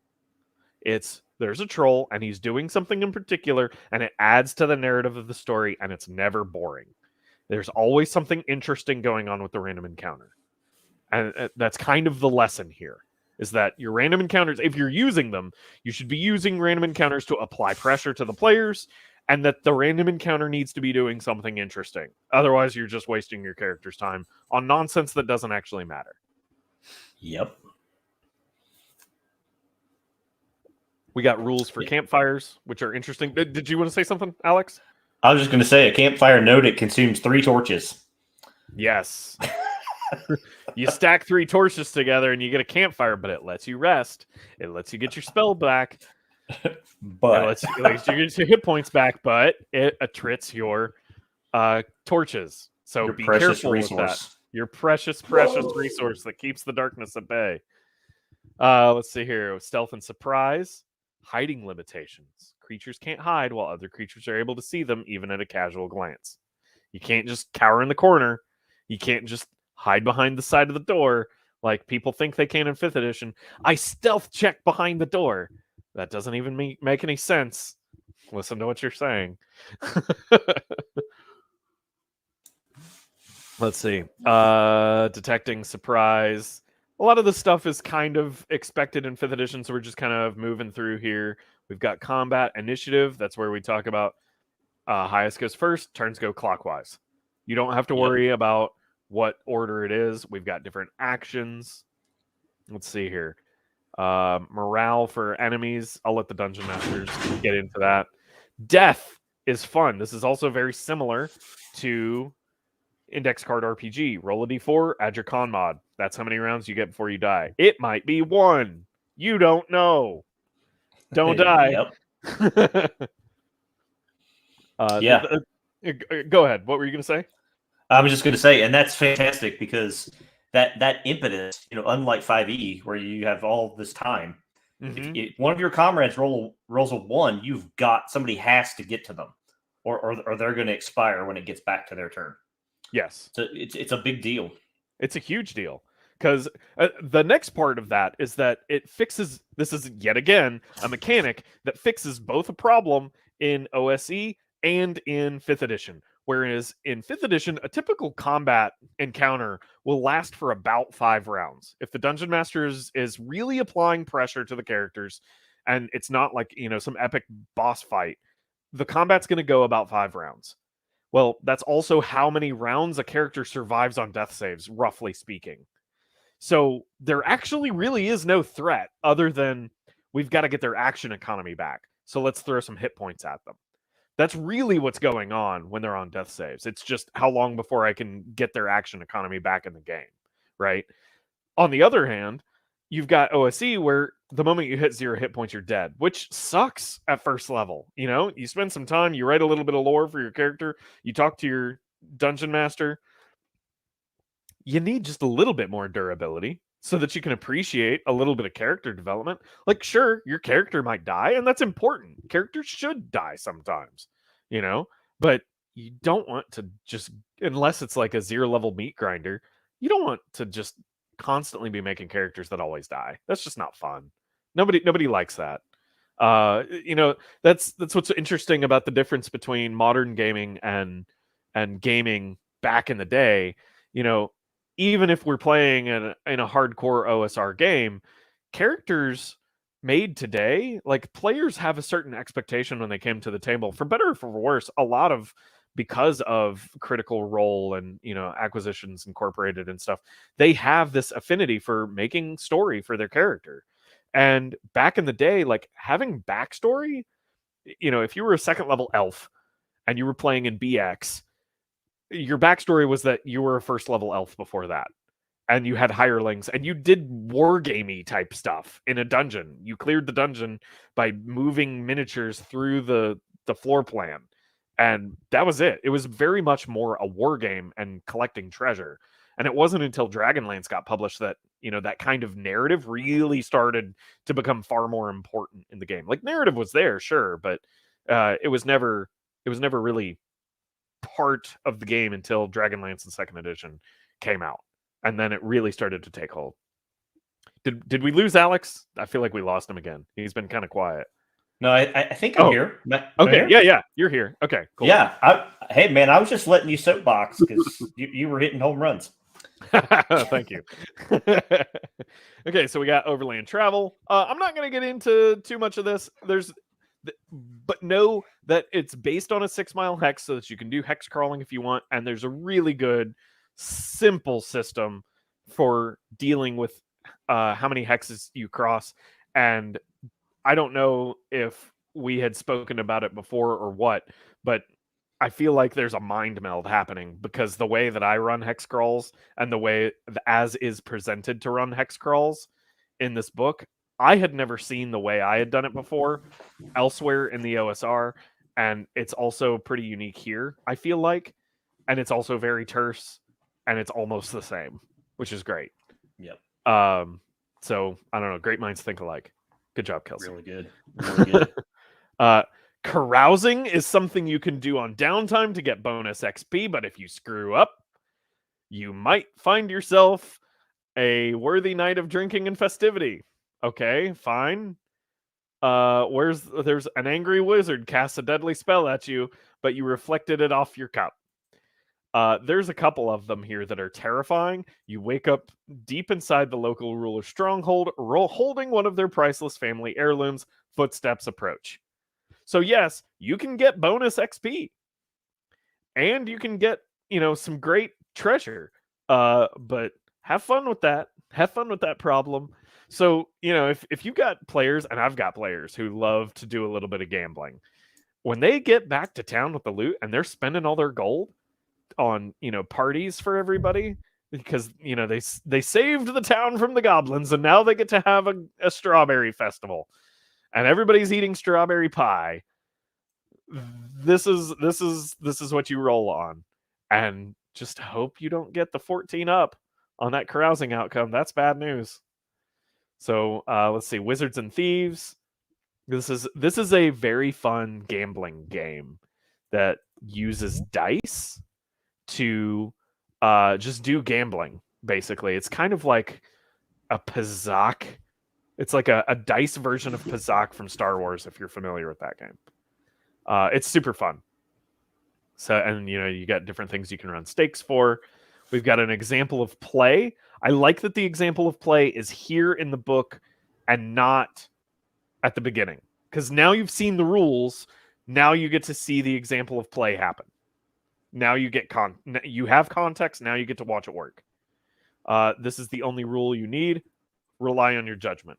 We're into the Game Master stuff. We're going to be moving much faster now that we're in the Game Master stuff.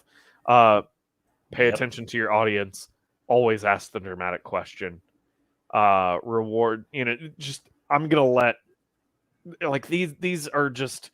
This is like Ben Franklin's maxims of Dungeons and Dragons role playing. Like this is how you do it. And they're only one sentence long. A penny saved is a penny earned. Gear is precious and limited. Give value and utility to all of it. Like this. It's just so. Oh man, just so much wisdom in so few words.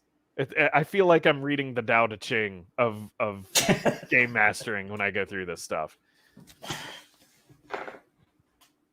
It almost is all the secrets. It almost is all the secrets of the universe. It is. At least in whatever universe you're creating, you know? Yeah. Not the enemy. Neutral arbiter. Yeah, you're not the enemy. You're not trying to kill your players, but I mean, you just want to put them in risky business situations. Set the tone. Where is the okay? This is the page I'm going to stop on. This is the real deal right here. Attack the light. And I have to say, like, having this page exist in my mind, because I never really thought about this as a DM before, but attacking the light is a really interesting way to take a combat that normally would be a hit point slog and suddenly turning it into a game of cat and mouse. Because now, who's got the votive candle, the electric votive in front of their character sheet on the table, because that's the person that's holding the torch, and now your monster is constantly going to be chasing whoever's got the light around the combat. And now all of a sudden everybody's strategically trying to figure out, okay, all the fighters are sword and board, so they've got to be up front so that they can screen the wizard, because the wizard has the spell focus and a torch. So we've got to keep the wizard safe so that he can sling spells over the shield maidens, right? You've got to figure out how to do that. And then the wizard or the monsters are playing this game of like round robin. How do you get around the fighters so that you can get to the torch? It's always, how do you put the torch out? And light mishaps are just great. Why would there be a light mishap? I don't know. Maybe you failed your spellcasting check. Now, did your spell just absorb the light? That sucks. You better light another torch. And now all of a sudden the torch economy really starts to come out, because the characters only have so many torches. It's beautiful. It's beautiful. There are no more hit point slogs. If you've ever had an ogre just stand there for 3 rounds of combat and exchange licks with a team of fighters, those days are over. The ogre is now going to try and push the fighters out of the way so that they can get to the cleric that's holding the torch and bash that cleric's head in, and then pick up the torch and eat it. That's the goal. And then once it's dark, he'll eat everybody else. So this is also really fun. Modes of play. These are as I said earlier, the skulls in Halo. You wanna make your game more fun? You wanna make it harder? Hunter mode. Defeated monsters grant XP. Now you're going on a hunting streak. Great if you're doing vampire hunter type stuff. Good for Curse of Strahd games. Yeah. Go Deadly mode. ahead, stop me. Stop me whenever you want to jump in and say something. I was just going to say deadly mode, man.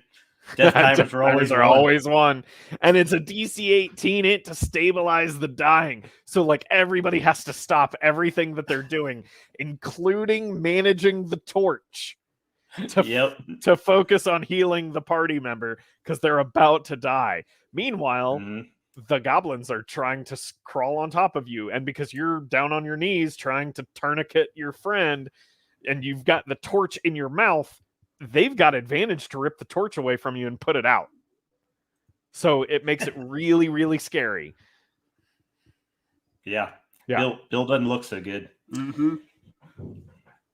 Random encounters. We kind of reiterate when and how often you should do it. And we have monster reaction checks, which is some old school stuff with new school mechanics built in. 50% chance of a group has treasure. We've got random tables here. We're going to start whizzing through here. We've got random hazards, really good stuff, really good advice on how to build a dungeon, awarding XP. You get XP for finding treasure. You get XP for, sources of XP, meaningful trophies and tokens, and clever thinking. So give XP away for some of the times that you might find yourself giving away inspiration instead. That's fine too. Gold is worth XP, or how much gold is worth stuff. Something happens. You need something to push your characters into a direction. You want to get them moving? You got a random table to help you do it. And we've just got so many random tables. You need an adventure name generator. Defeat the vault stalking in the wastes. That's weird. What is it, like the Baba? What is it? The Polish witch in the hut with the chicken legs. What is it? I can't remember her name. Yaga's hot. Yeah. That's it.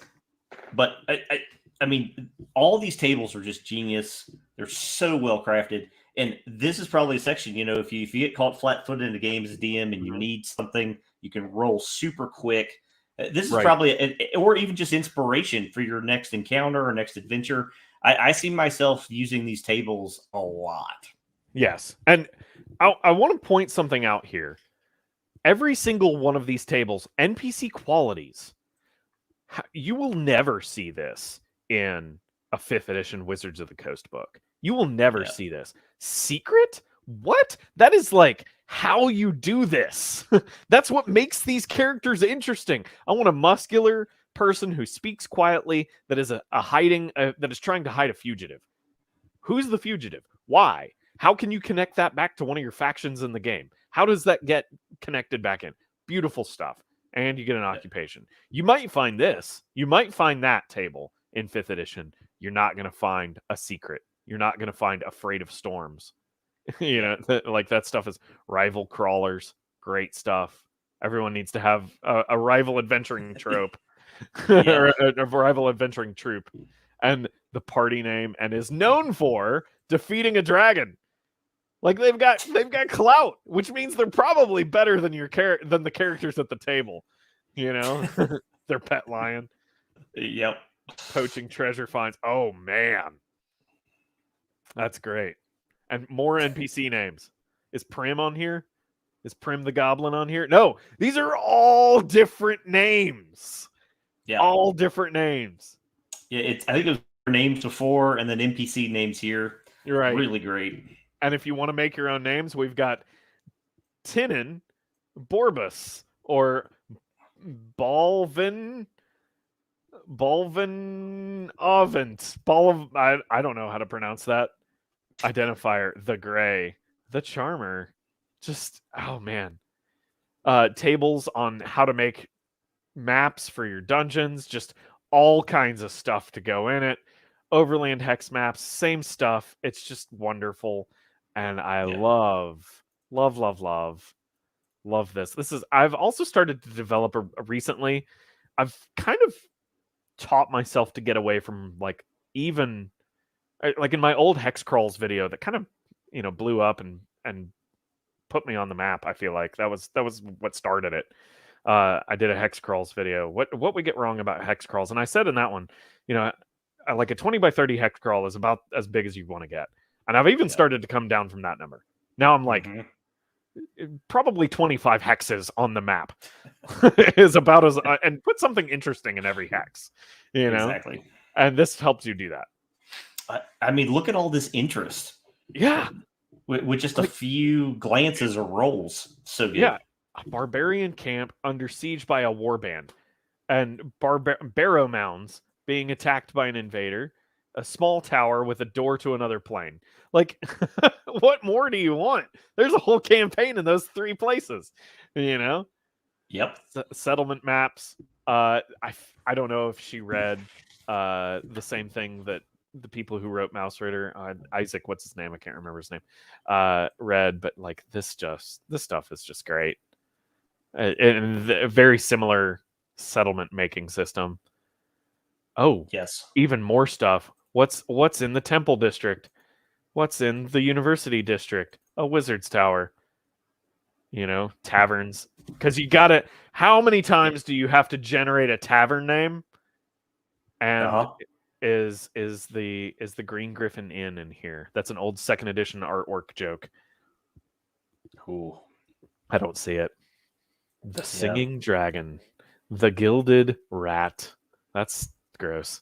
Known for high stakes gambling. And you know what it's known for. So you know what's going on inside the tavern when they show up. People aren't just drinking. No, the city watch is there talking about how crap went wrong last night. Yeah. Yeah. I mean, you could even like roll twice.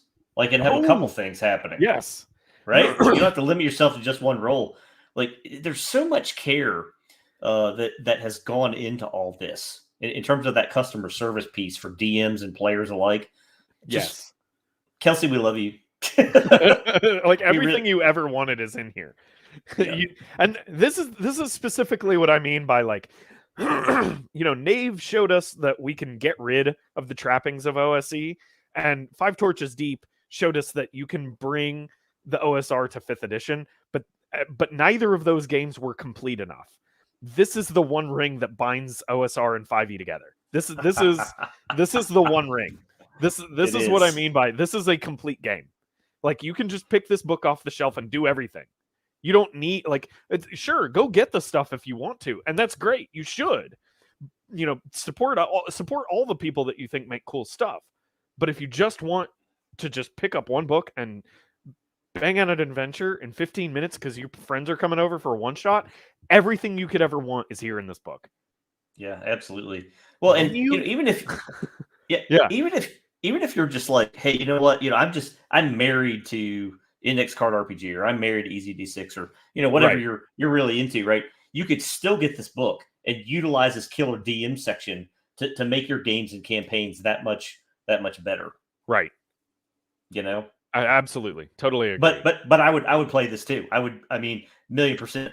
Like this whole game, this whole book, the whole system, it's just fantastic. Yeah. Oh no, this is rapidly becoming my go-to system. Like, if I'm not playing Mouse Ritter, or I'm not playing Cairn for corporate team building, because that's just easy to do one shots with.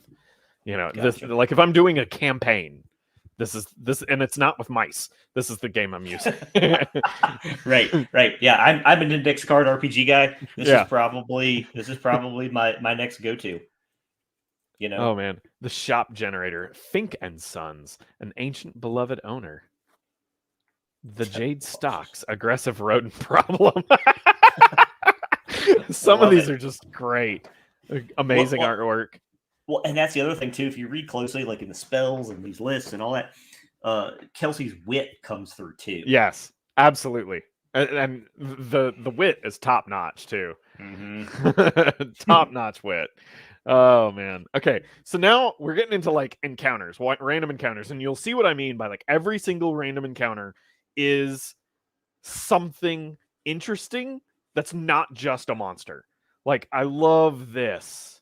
The Waste Walker appears. What the heck is the Waste Walker? Yeah, right. It's capital letters. What? I don't know what that means. You figure it out. That's your problem now, GM. What? And then what does killing him mean?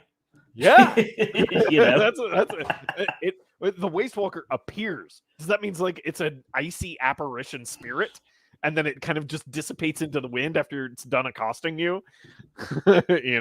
Or here's more Arctic encounters. Let's Artisan District. For doing urban encounters, you're doing some Grey Mauser. Here we go. 1d6 bandits hold a vendor at knife point and demand coin. Like, why? Can you tie that back to something that's going on with one of your factions in your game world? Yeah. Did they get hired by, some corrupt merchant to shake down another guy? It's great stuff. Castle District. Overhead, a crumbling gargoyle breaks loose and falls.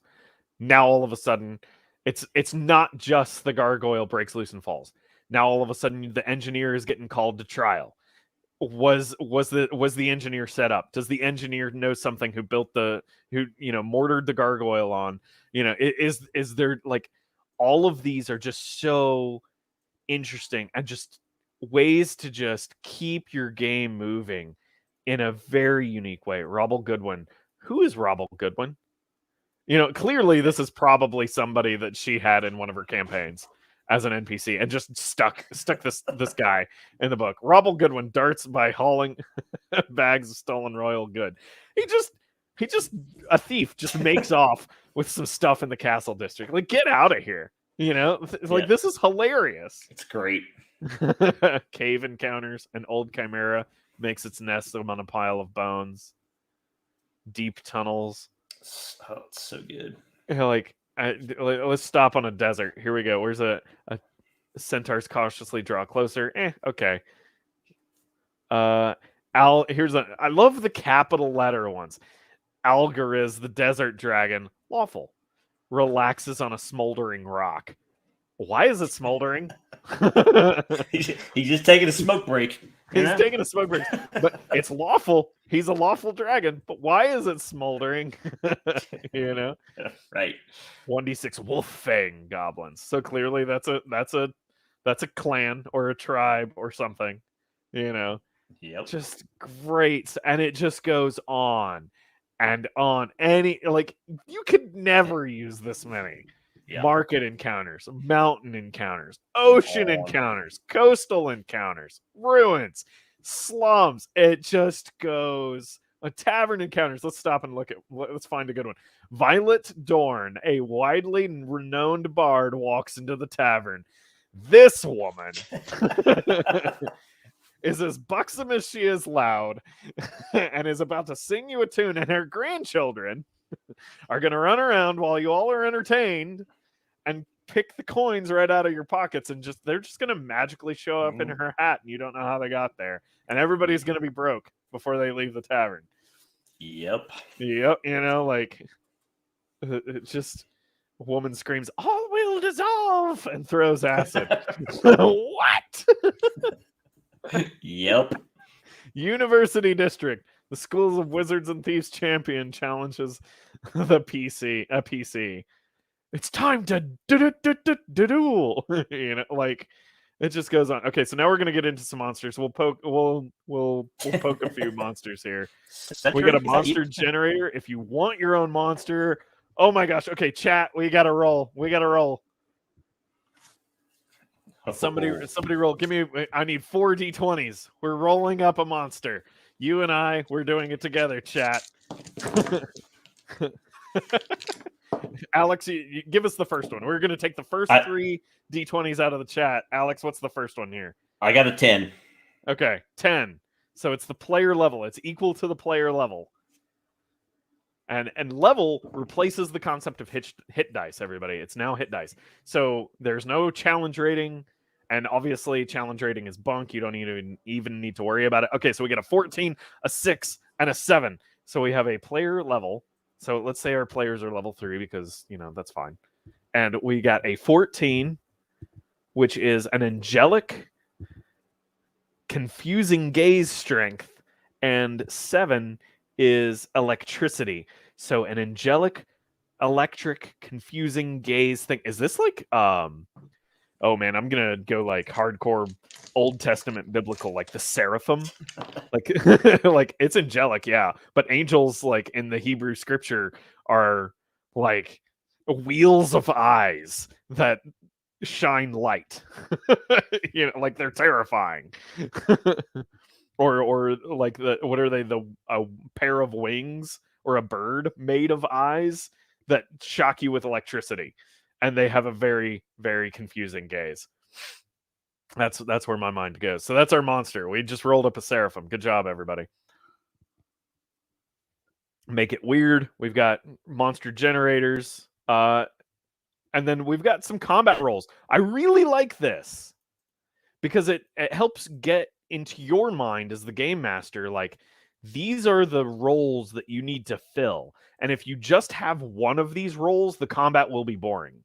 If you send a bunch of mooks in, that's fine for level 1 players. But like when they start getting some meat on their bones, you're going to need a tank. You're going to need some mooks. You're going to need a striker. You throw a controller at it, and now all of a sudden it gets really interesting.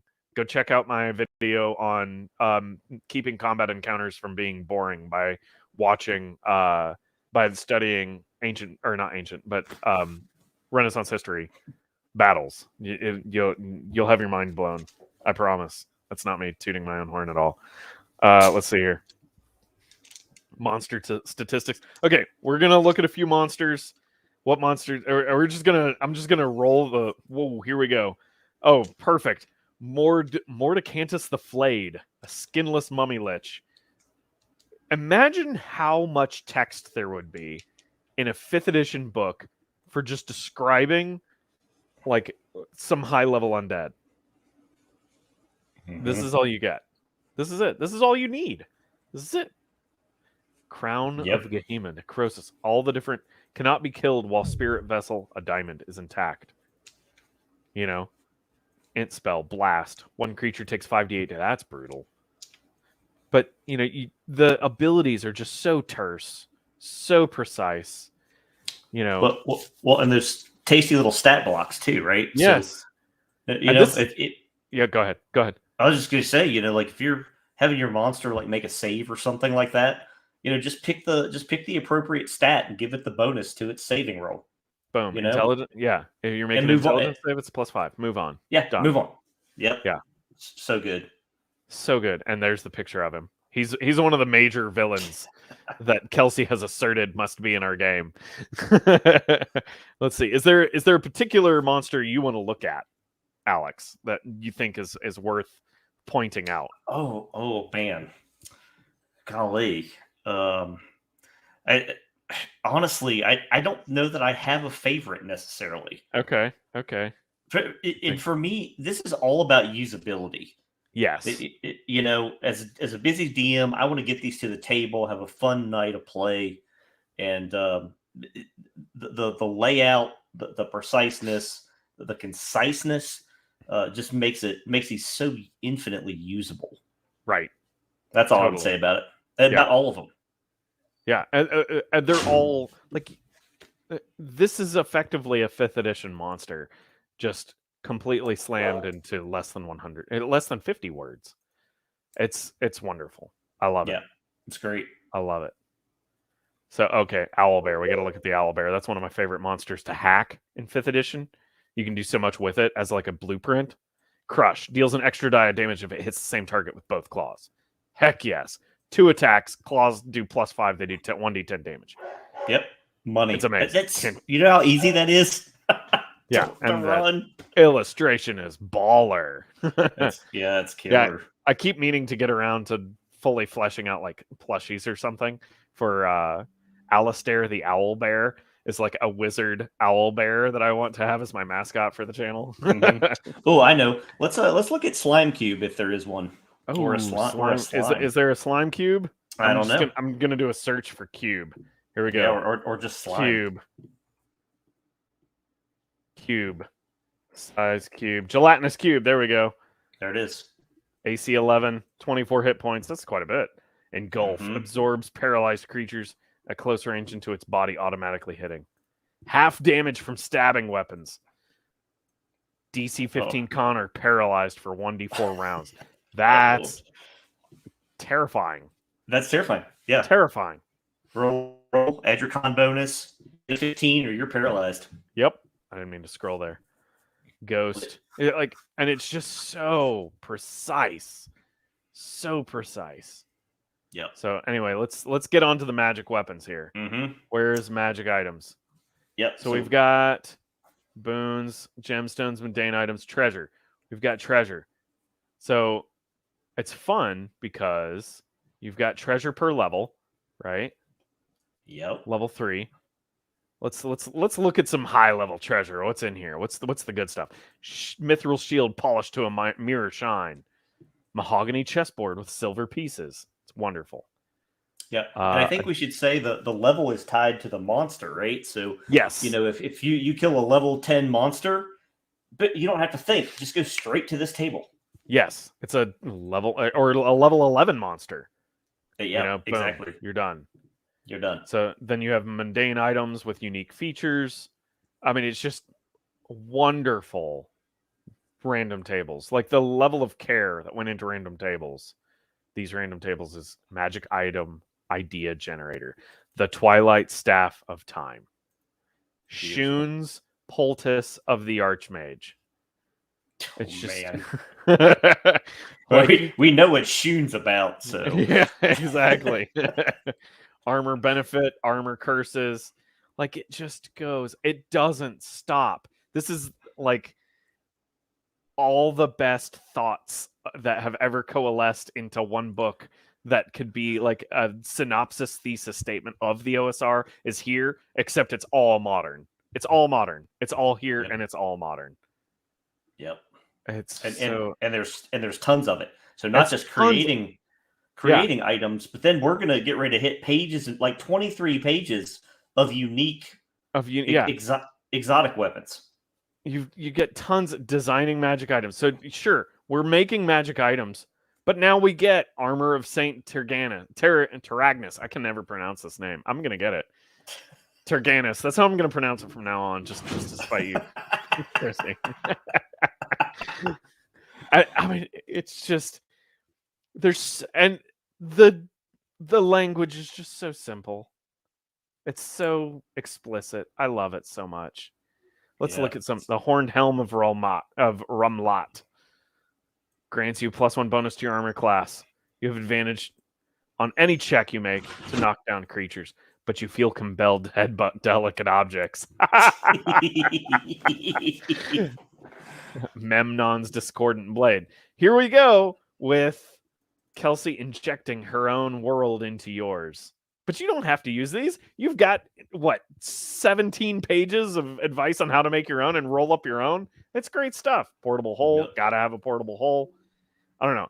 I'm whizzing past all these because I feel like this is... these tables are what you're paying for. Like, we want people to go back to Kickstarter to get this book and then just spend time enjoying all the richness that is in all those awesome pages. Right, exactly. And then there's the character sheet. You can't get more simple than that. 20 slots for putting items, 6 ability scores, roll 3d6 down the line. Boom, there you go. And then information on how to join the darkness. There's your credits. And there's a third-party license if you want to make content for the game. And then on the back of the book, you've got more tables, NPC names, XP treasure quality. Oh man, it's wonderful. Yeah, it's wonderful. I think those are in the beginning and the end papers of the inside of the book. So all those key pieces are right there at your fingertips in the front and the back. Totally, it's brilliant. So to close out this stream, here, I think that we have hit a new chapter in what it means to be in the OSR. This is a turning of the tide. No longer are we doing the regurgitation of retro clones. In the future, we will look at Shadowdark as this pivotal moment of what it now means to be OSR. And this is the new path going forward. This is it. Like when we play OSR, this is, as long as Kelsey does the marketing right, which the way it's being responded to on Kickstarter, which the link is in the description, go back it. This is the new path forward, because all of the modern gamers that watched Stranger Things, and they watch Critical Role, they're interested in how the game was played back then, but they don't want to give up the feeling of 5th edition, and they don't really want to learn a new system. And this system just feels so similar that they really don't even have to learn anything. You just roll on the tables and you already know how to play. So, and if you want to bring all of the stuff that OSR is known for, all of that is easily slapped into this game. Go nuts. It's all backward compatible, but it's all modern. It's just wonderful. I love it. Kelsey, you've done an absolutely phenomenal job. Yeah, and I think we'd be remiss if we didn't say the Kickstarter opened on Tuesday, the 28th. I think there's something like 25 days more to go. It's already up over $600,000. The response to this has already been outstanding. But if you're on the fence or you haven't thought about this book, I highly encourage you to grab it. Even just that DM section or the treasure section or all those tables. But I think as a system, this very well could find a place, on your special shelf. You know what I'm talking about? And this very well could become one of your go-to all-time favorite systems. Whether you're a vintage player, whether you're a 5e player, whether you like more of a rules light, or if there's enough here to add some crunch, like this really probably will become your favorite system. Is amazing. I highly encourage you to back her and to get these books. No, I totally agree. Totally agree. It looks like, oh man, we lost Alex.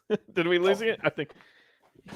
No, I think you were just wrapping up. Here, he's back. He's back. Yeah, that's all I had to say. I was just going to say, Baron, thank you so much for having me, man. I'm super grateful for you. Yeah, and please, if you're interested in what Alex is doing over on the Ultimate Effort Show, where he talks about Index Card RPG, which is also another phenomenal game. It's mostly loot based character shenanigans. It's absolutely a blast. You should totally go check that out. Please do that. Thank you so much, Alex, for being my foil and negative audio space filler. You've been great. And I've been hit or miss, and I'm afraid I feel sad and embarrassed. But no, yeah. So anyway, thank you everybody for joining in the chat. I appreciate all your support. We raised $1,000 for Develop Africa. You guys are wonderful. Thank you so much. So anyway, the link for the Kickstarter is down in the description. Check it out. Back it if you like what you saw, and I will see all of you guys in my next video, and also Alex's next video. Take care.